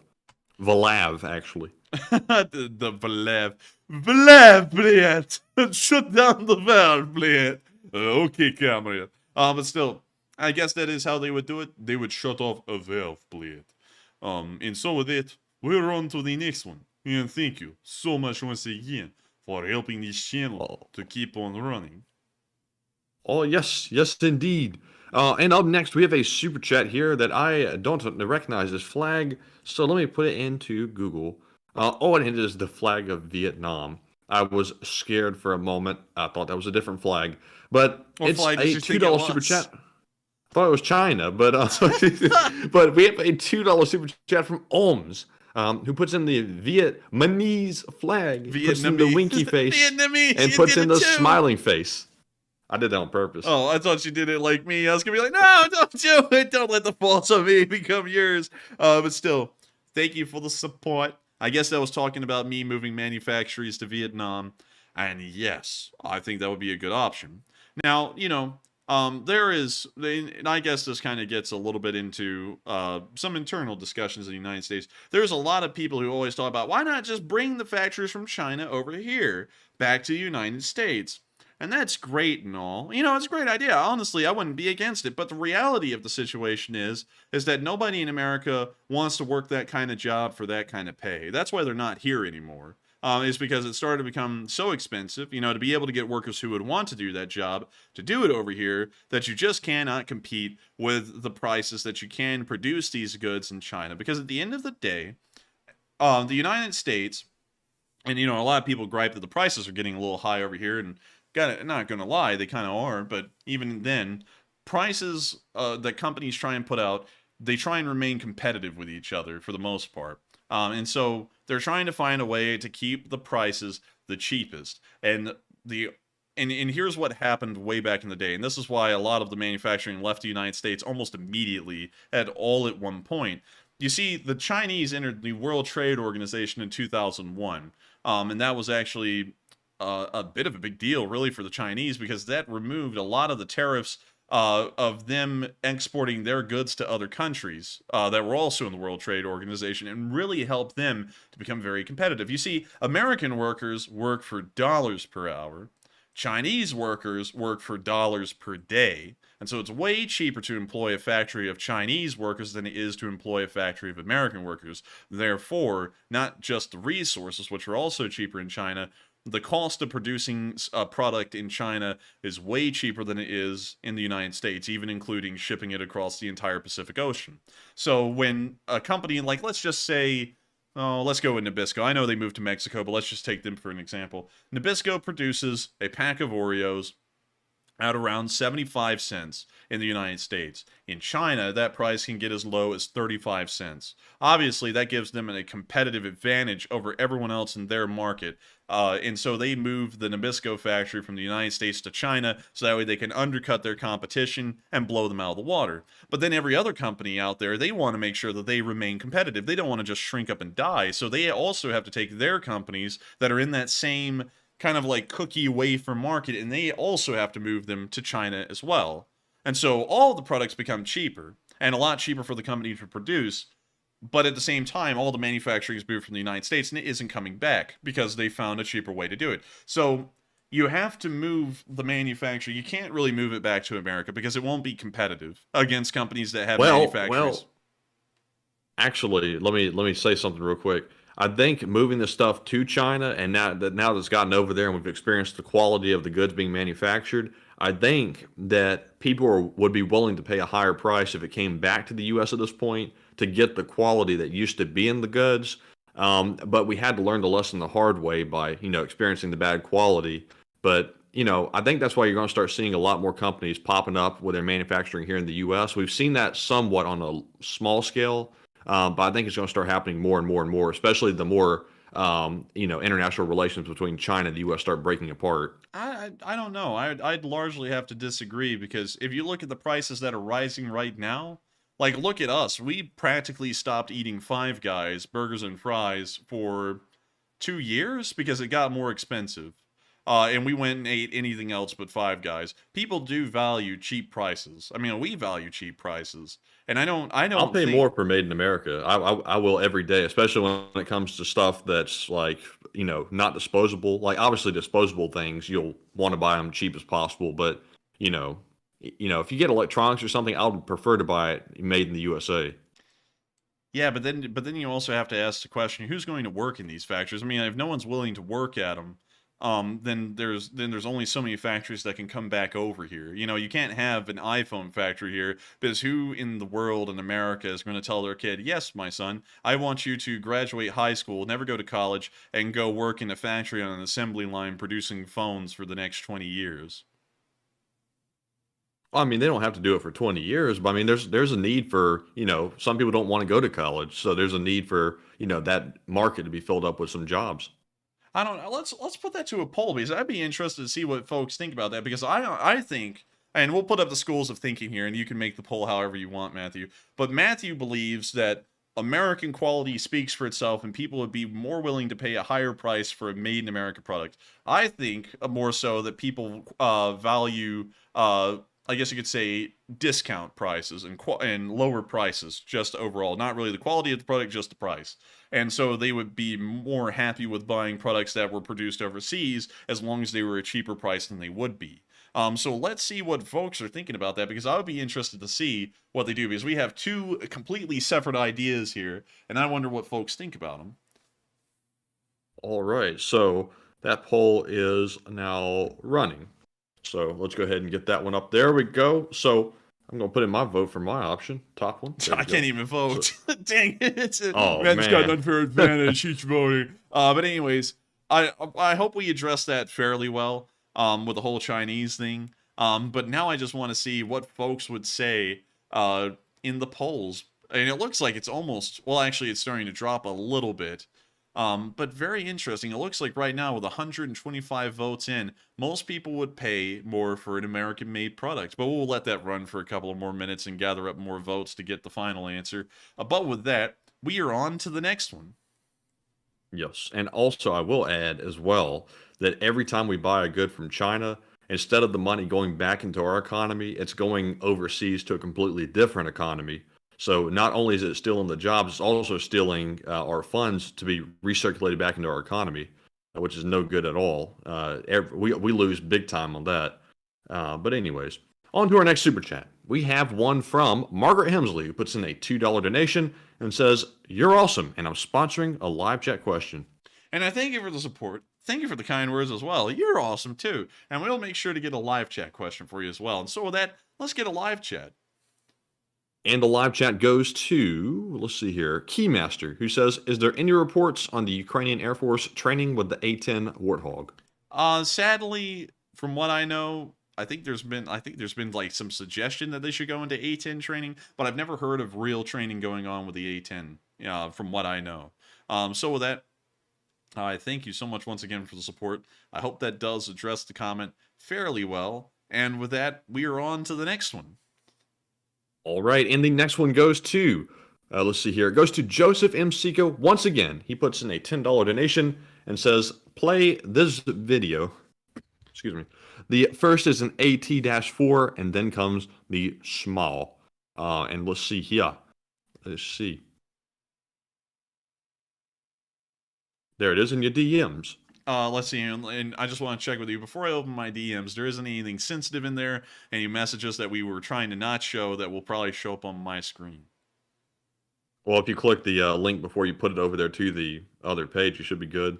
Well, I mean, the Discord is going to open up on the main screen, so I can't really open up the Discord unless everyone's going to see everything. There's that video of that dude getting scrapped in the subway. You know the guy. Oh yeah, they got in a fight. Let's make sure to get rid of this, the super chats if you can. You can go through and delete them that we had to vet, so that way folks don't see that on the screen. And also we gotta go through and get rid of these sensitive messages real quick. And you can keep the one of the slugfest. I mean, it doesn't matter. That one's just out there. We just didn't show it on stream. We won't show it on stream still. But let me know when. All right, go ahead. All right. So we're gonna open it. Hopefully nothing's bad there. All right, there we go. All right, so let's check the thing out. Sadly, Matthew, you know what? I'm going to open up the link on YouTube so that way Matthew can see it too. Yeah. Yeah, there we go. And he's firing the AT-4, I believe. It is the AT-4, right? Yeah. Rocket! Is that like taser, taser, taser? Rocket! Rocket! Joseph, did you have to yell out rocket every time you shoot it, or is that just something for training? That's actually pretty cool. I like the And now I think this is the small.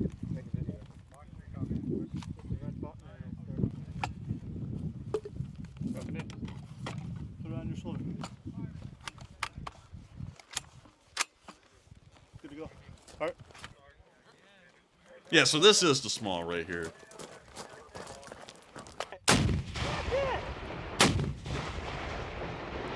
Go! Damn, these things kind of seem like artillery. Like they seem like little artillery pieces.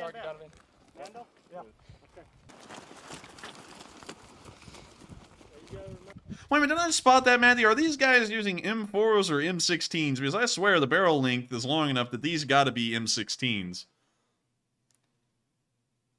I mean, that looks a lot like an M16. I can't really tell. Looks like an M16 A3 or an A4 to me.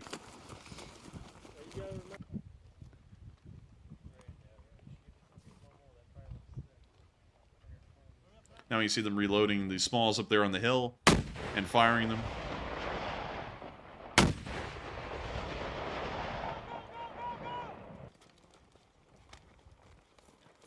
Honestly, the small is nicer than the AT-4, really. I mean, you know, it's like, wow, that's pretty cool. Hey, by the way, look, our stream's there. Make sure to go watch it or something. Hey. Russians panic. Oh God! Anyways, thank you so much for the support, Joseph. I hope we addressed that fairly well. And with that, we are on to the next one. And thank you once again for the support. All right, and up next, we have a $10 super chat from Psyops. He says, forget Made in America, buy Made in Oklahoma. Also... Oh, no, we're not looking at... No. I can see that one. I can bet that one on the spot. No. But still, thank you for the support. And also, I think it's time to cover that poll. And I'm actually really shocked by the results on this poll. Actually, pleasantly shocked. It's better than what I thought it would be. So, Matthew, go over it real quick. So the question is, would you be willing to pay more for a product made in America versus made in China? 82% said yes, I would pay more for a USA product. 10% said no, I want the cheapest option. And 7% said unsure and undecided. And I agree with the 82%, 100%. I'd be willing to spend a little bit more money and maybe forego a couple of extra things to ensure that I'm getting something made of quality, and also to know that I'm supporting our own countries. We have to look out for ourselves sometimes. We have to, protect our own interests, and we can't always just worry about, doing everything all over the place, if you know what I'm saying. But, Enforcer, what say you? I would have to say, I was actually ready to see this be a very contested poll, or even more so go in the direction of a cheaper option. I don't know if this would really stand up, because if this actually standed up, I believe that manufacturers would move back to the United States because they would be more competitive off of this mindset. So I don't really know if this is reflective of the real situation economically. But still, if this was actually what the world was working off of, that it's almost an overwhelming unanimous decision that most people would be happier buying a product in America, then hell, it is a realistic option, instead of having to find somewhere else for the manufacturers to go rather than China, to just slowly bring them back here. In fact, you could probably quickly bring them back if it was such a unanimous choice and unanimous option.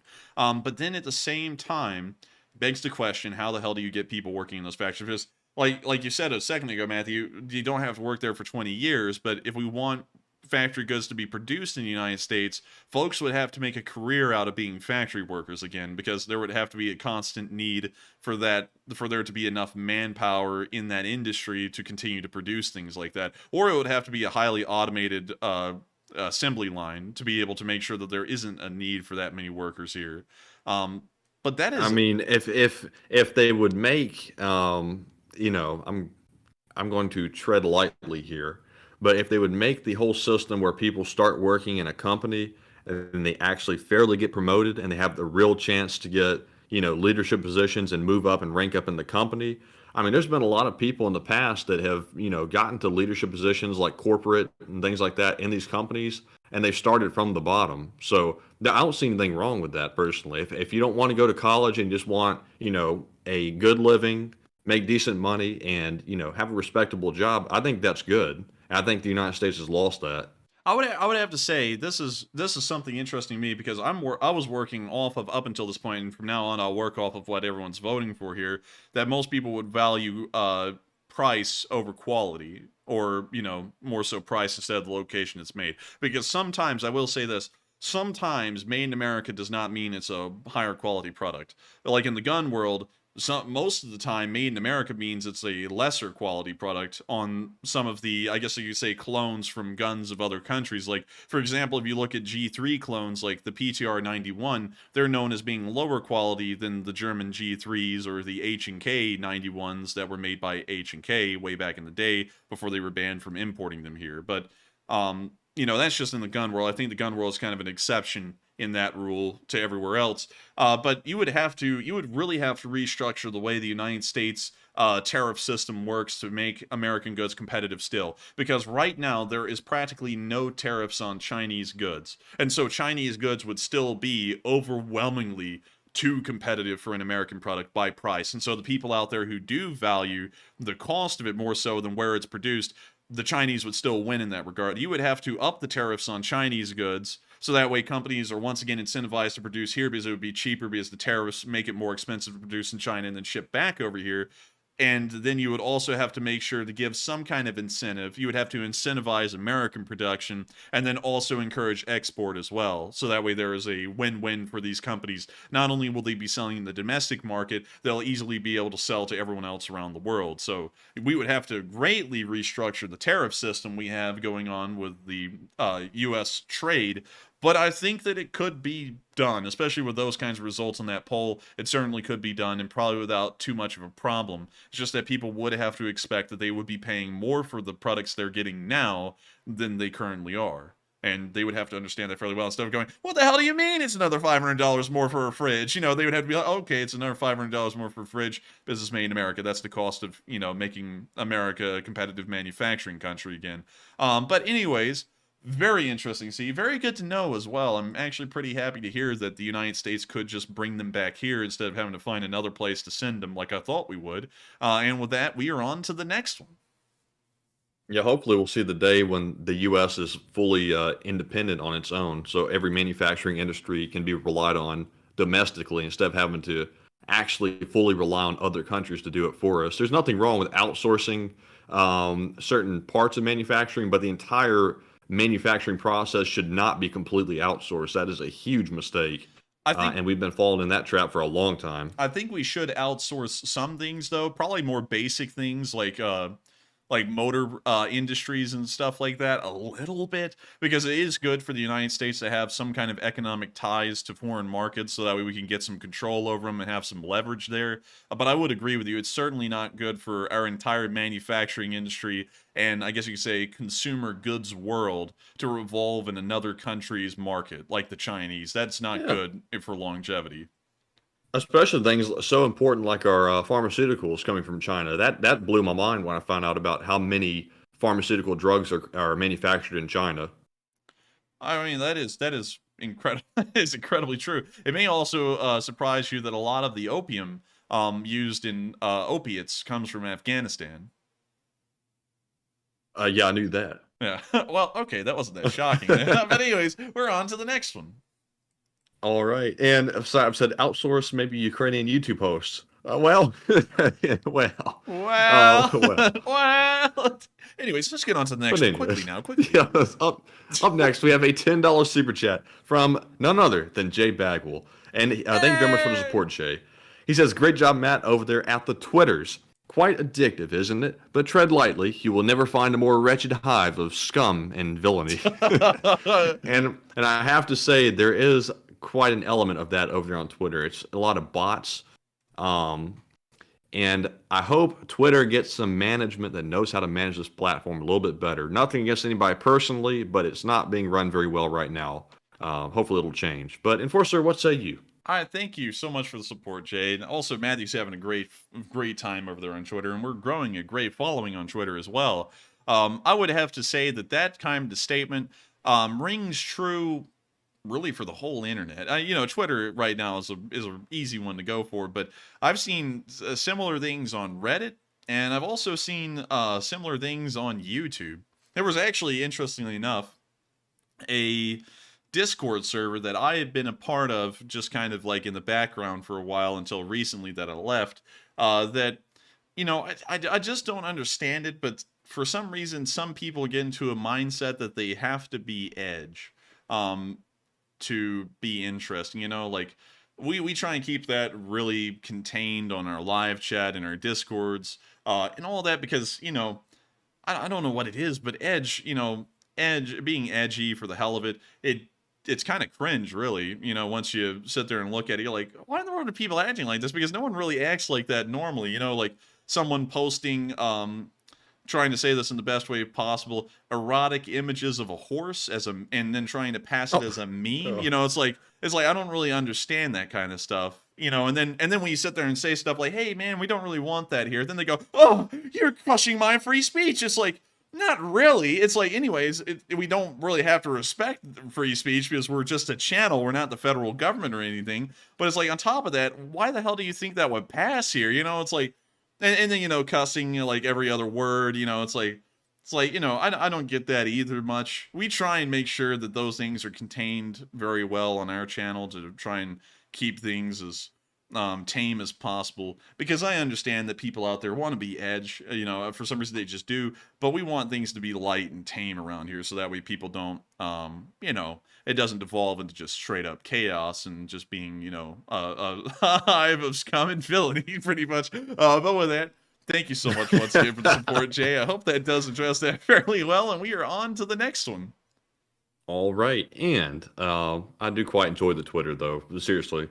But up next, we have a $10 super chat from Joseph M. Sika once again. He says it has an HEAA round, which is an HEAA round, high explosive anti-armor. That was the yellow striped round that the guy was carrying at the end of the video. And I think Joseph M. Sika is coming in here and he's teaching us about these smalls. And I got to thank you so much once again, Joseph, for sharing a lot of your knowledge about smalls. You are the small guy. I mean, you're not a small guy. I bet you're pretty tall, but you are the small guy. You know what I mean? And I got to thank you so much for the support and also sharing that little bit of knowledge with us, because now I know what an AT round looks like from a small. It has a yellow stripe on it. And so with that, we are on to the next one. And thank you so much once again for the support. And up next, we have a $10 super chat from Gucci the Pug, who says, it really upsets me that some Americans said Russia rebuilt Mariupol. It was fake houses just for propaganda, and China does not love Russia. It's just a marriage of convenience. F them both.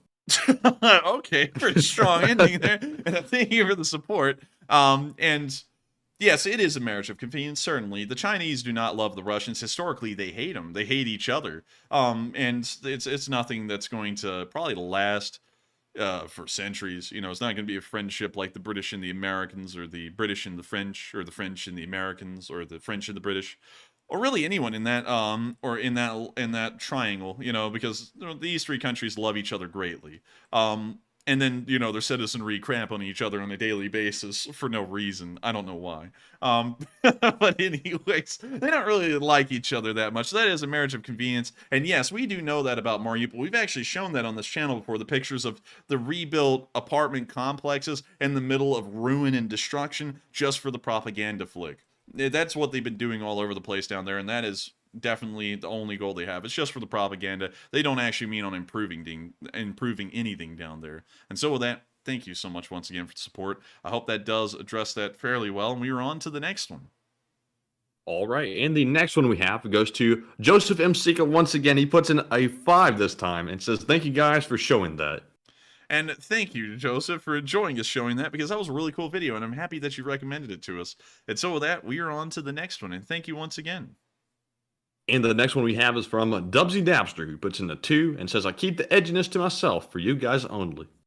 Thank you. Well, I thank you, Dubsy Dabster, for the thoughtfulness. You know, as long as it's, you know, I understand edge to a point. You know, when I say edge, you know, jokes, as long as they're kind of a little tasteful and they're just meant for kind of a little bit of a laugh, I get that. You know, but when people sit there and they like, it's like, oh, I've got to find like something that's just like gore. You know, I have to find like a Russian soldier that had his head like turned into those things from Independence Day or whatever, and sit there and go, boy, I guess the popcorn's popping. You know, it's like, you know, I say that on the videos we show here because they're tame and you can't really see much on any of them, and that's what they're shown here.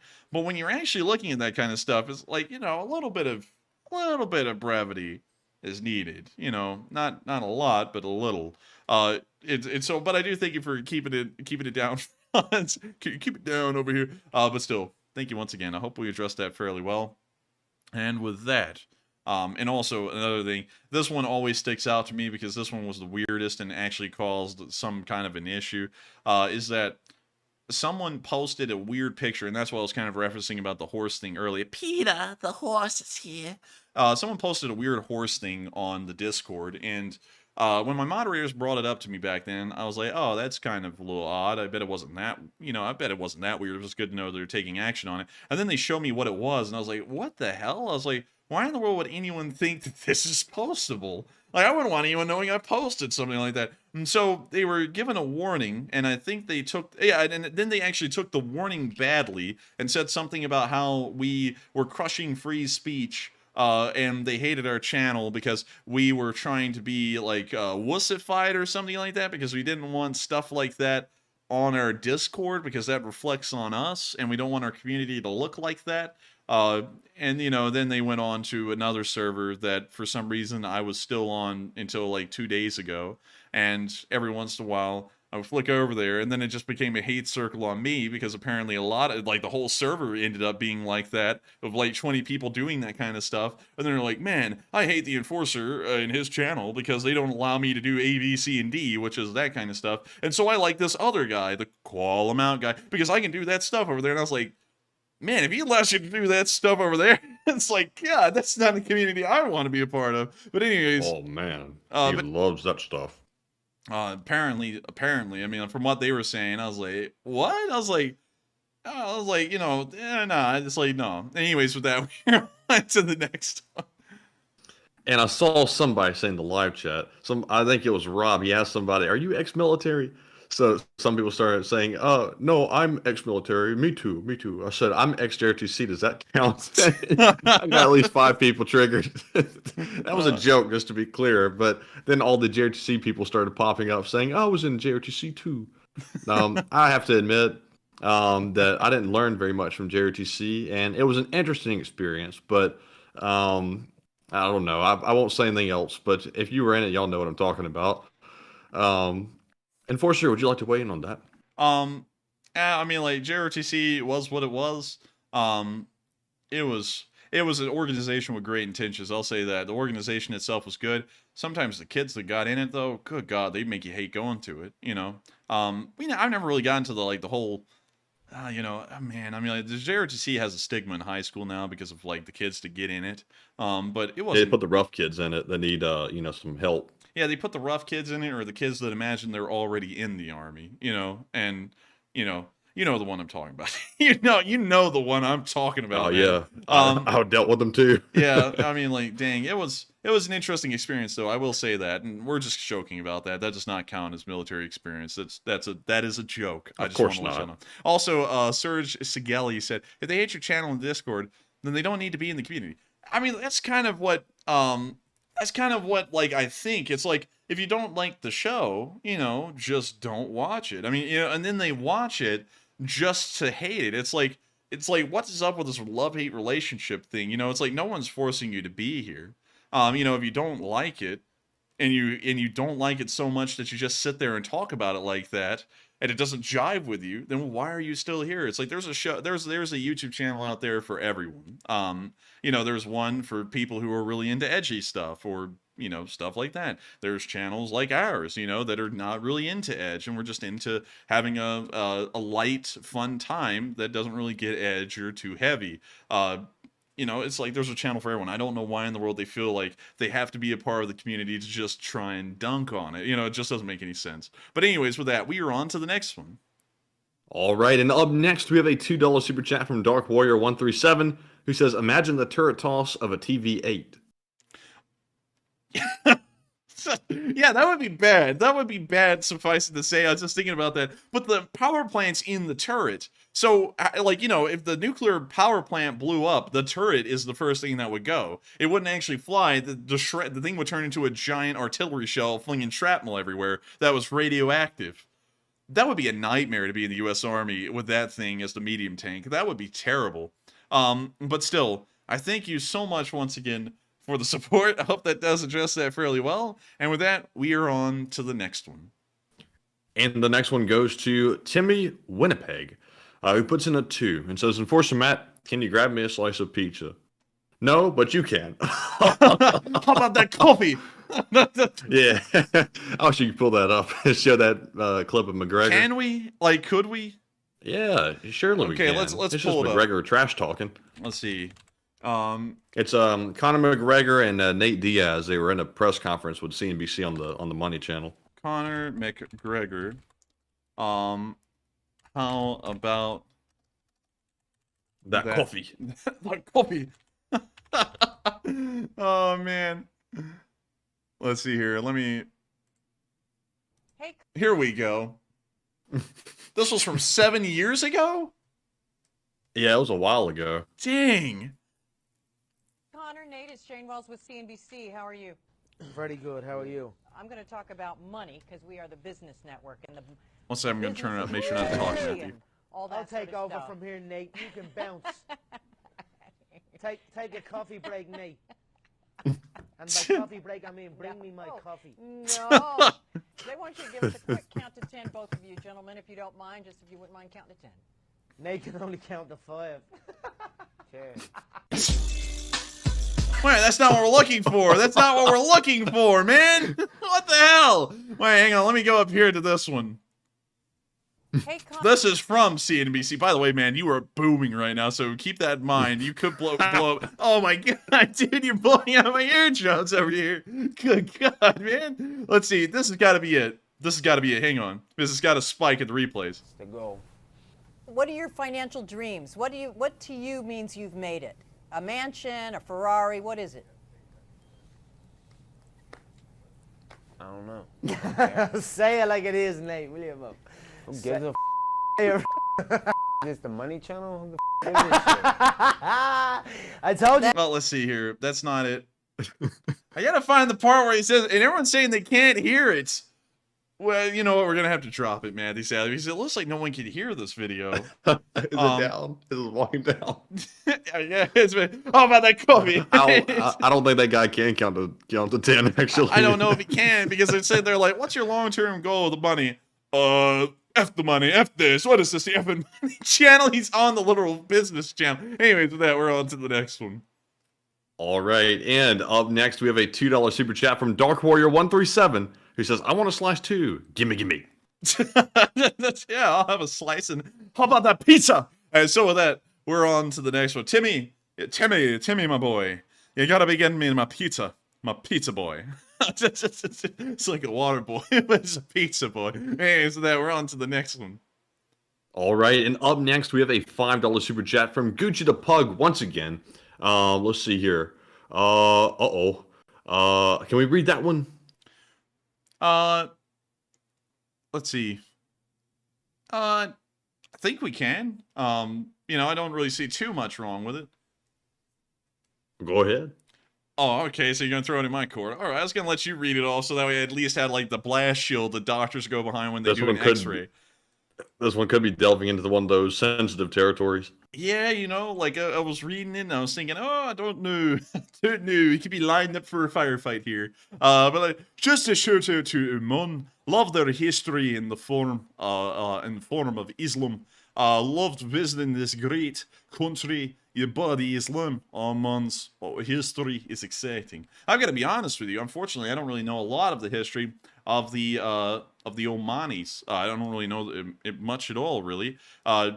Know a little bit about the history of the Saudi tribes that used to roam around as nomadic peoples on the peninsula. But don't really know a lot about the Omans, but fairly interesting to hear. And I do thank you so much for the support. And so with that, we're on to the next one. And thank you for the support, Gucci. All right. All right. And up next, we have a $2 super chat from Philip Fixes, who says, "I'm not edgy, but I am pokey. Slava Ukraine." And I thank you for the support. And you're not edgy, you're pokey, meaning you're doing the hokey pokey up in the air, eh? So with that, thank you so much once again for the support and helping this channel keep on running. And with that, we're on to the next one. And I see another super chat from Psyops. It's a $5 donation. Oh, God. I don't know about that. He says it's for science, I swear, and definitely not suspicious. But, that in itself makes me suspicious when somebody assures me something is not suspicious. It seems very suspicious, very sus, and I'm scared. I gotta thank you for the support, Psyops, but unfortunately I don't know the answer to that question. It would be pretty tough for me to find out because we don't even have any. But with that, thank you for the support. I hope that does address the comment fairly well. And with that, we're on to the next one. All right, and up next we have another $2 super chat from Timmy Winnipeg. What's that pizza? He has not got me my pizza. Yes. He says, "Are you guys actually AI and funded by Well, we're not funded by We're funded by the LSA. Crowdfunded news. We're funded by DARPA. We're funded by. Oh no. We're funded by DARPA. We're an intelligent AI that's trying to fool you all. Hey everyone, welcome. I just glitched. Oh, sorry everyone. I'm just kidding. We're not AI. You'll actually seen this on camera. That sounds like an AI trying to reassure everyone they're not AI, but still, we're not AI, Timmy. And where's that freaking coffee and pizza? I'm kind of hungry.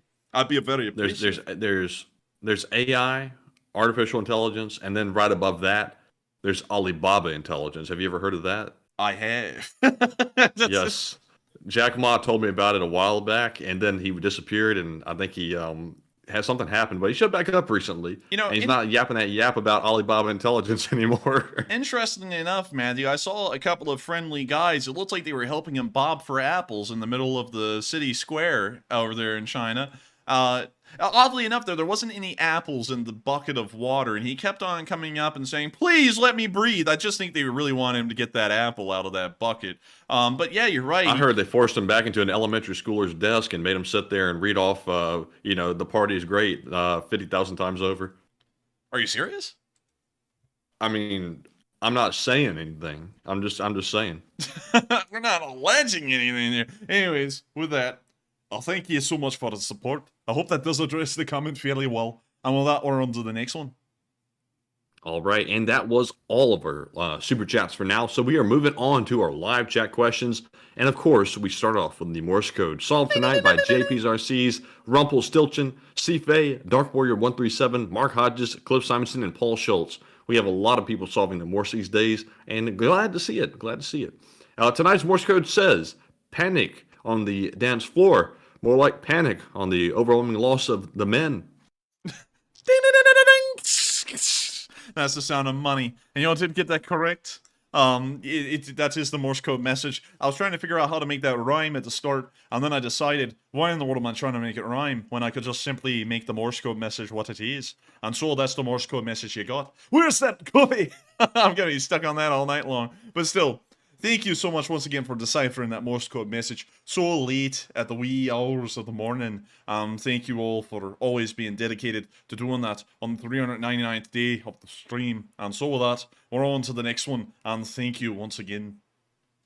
All right, and we have another super chat from Psyops. He puts in another 5, and he says, definitely wouldn't be a good time to kick your brother or anything. Definitely not a good time to tell an embarrassing story. And I have to agree with you wholeheartedly, Psyops. It definitely wouldn't be a good time for any of that. And now that we're in perfect agreement, Enforcer, what say you? Well, I have a little bit of an embarrassing story to tell about my brother, Matthew. You see, the most embarrassing thing that he's done on the stream is mistake the country of Kazakhstan for Kazakhstan. I'm just kidding. But anyways, with that, and speaking of which, before Matthew, before you try and line up a shot of your over there, I mistake every single word. I say Vietnamese. How worse can it get? It can't. That's the bottom of the barrel. Anyways, with that, thank you for the support, Sibes. I hope that does address that fairly well. And with that, we're on to the next one. All right.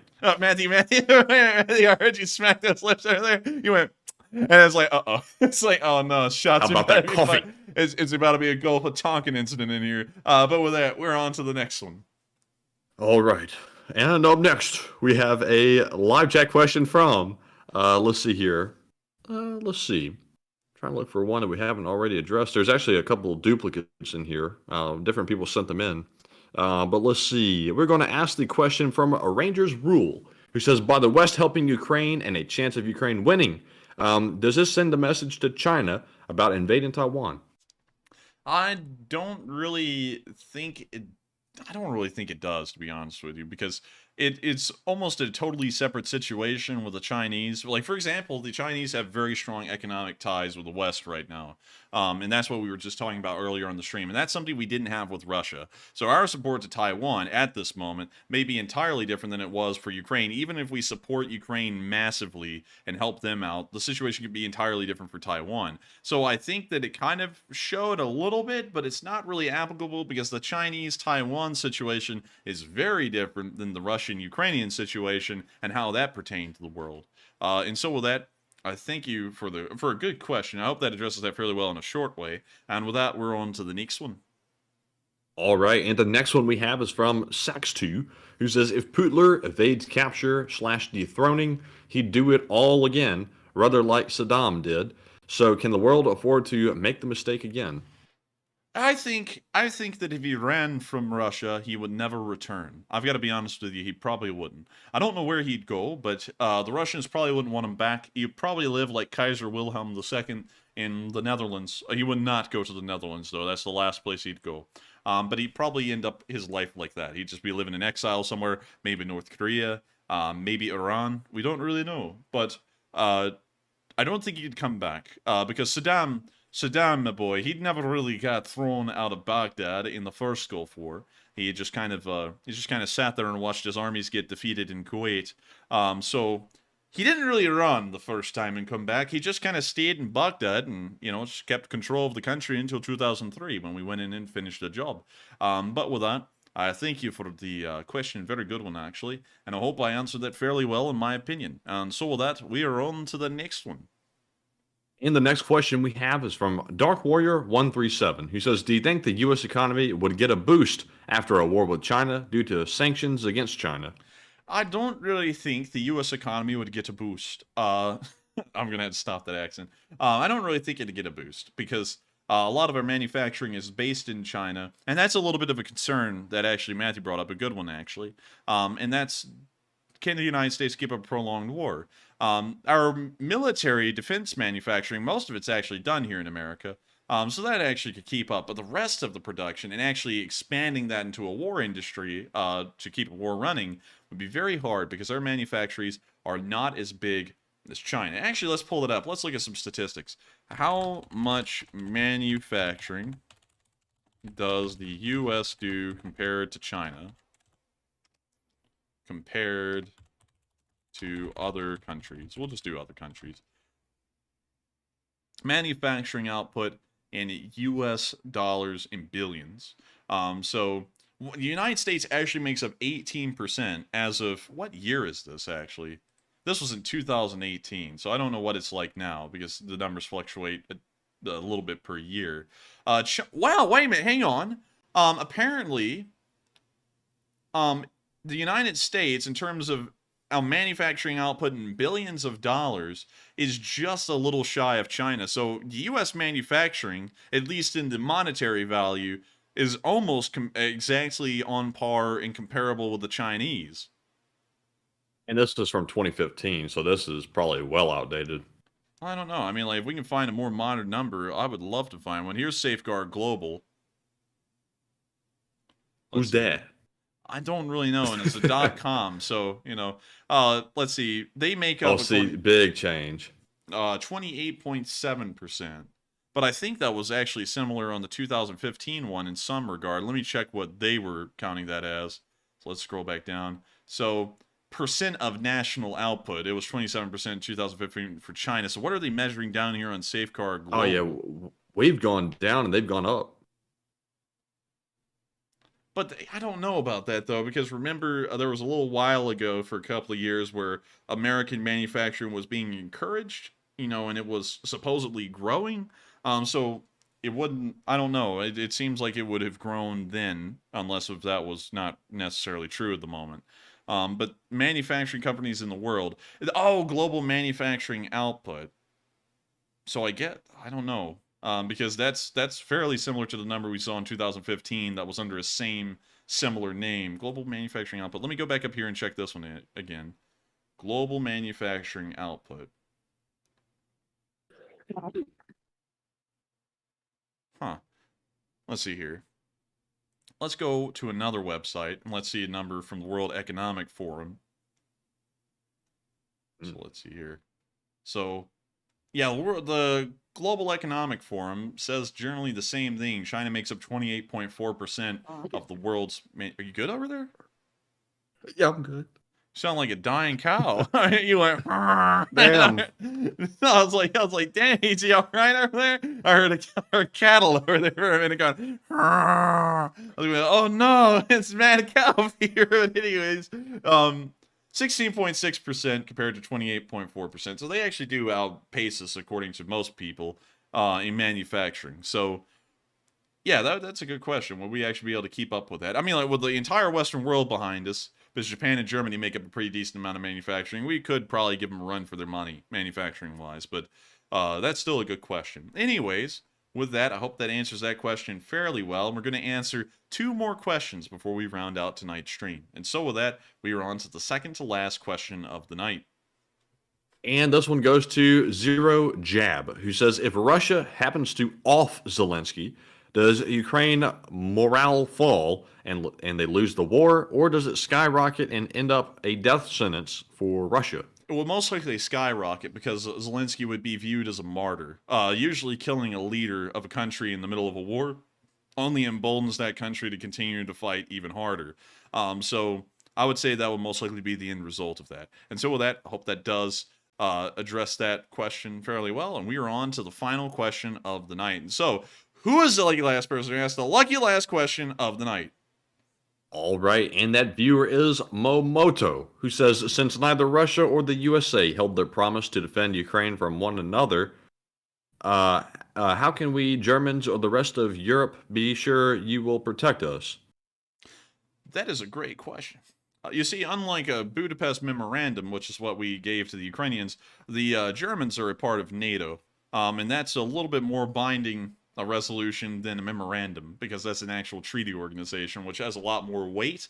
And on top of that, we've backed up and saved Europe throughout multiple points in the Cold War with American military might multiple times, building up forces on the West German border then, and even now building up forces in the Baltics and also in Poland as well, and also in Romania, just to list a few. But it's a little bit of a different situation because we didn't guarantee, there was no treaty or truly binding resolution or anything for that matter on Ukraine with the United States, Russia, and Britain. A memorandum is more like something people just verbally agree to, but it's not really binding. It's just more of a statement. A treaty, like a treaty organization like NATO, is far more binding and far more realistic in its implications of protection for all of its members. So with that, I hope that does address that fairly well. And on top of that, the guarantee that y'all would get protection is that American forces are in Germany right now, a decent amount of them on U.S. military bases. And if that didn't guarantee protection, I don't know what would. So with that, I hope that answers that question fairly well. And it is the end of tonight's stream. I thank you all so much once again for watching. It's been a great stream tonight, a lot of great questions, and of course, I hope you all enjoyed the news. If you did, make sure to put a thumbs up on this. Make sure to also subscribe, because we love to see the folks subscribe and join the Lee Spring Army, and I thank you all so much once again for watching. I'll see you all tomorrow at 10 p.m. Eastern Time to cover the next 24 hours of the news of the war in Ukraine. Good night, good luck, take care, stay safe, and of course, Slava Ukraini! And get some rest, and Slava Ukraine, Herom Slava, and grain to Ukraine. Yes. The Leaf Spring Army sends its regards.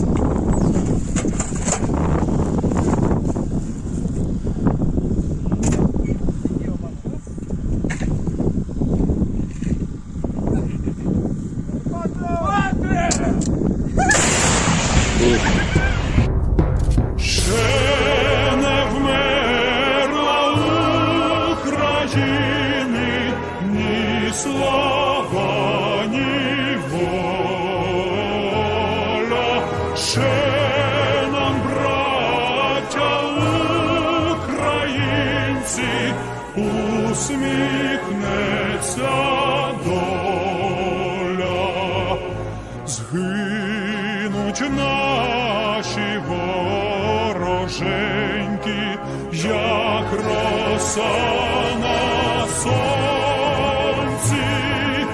запануємо ми, браття, у своїй сторонці.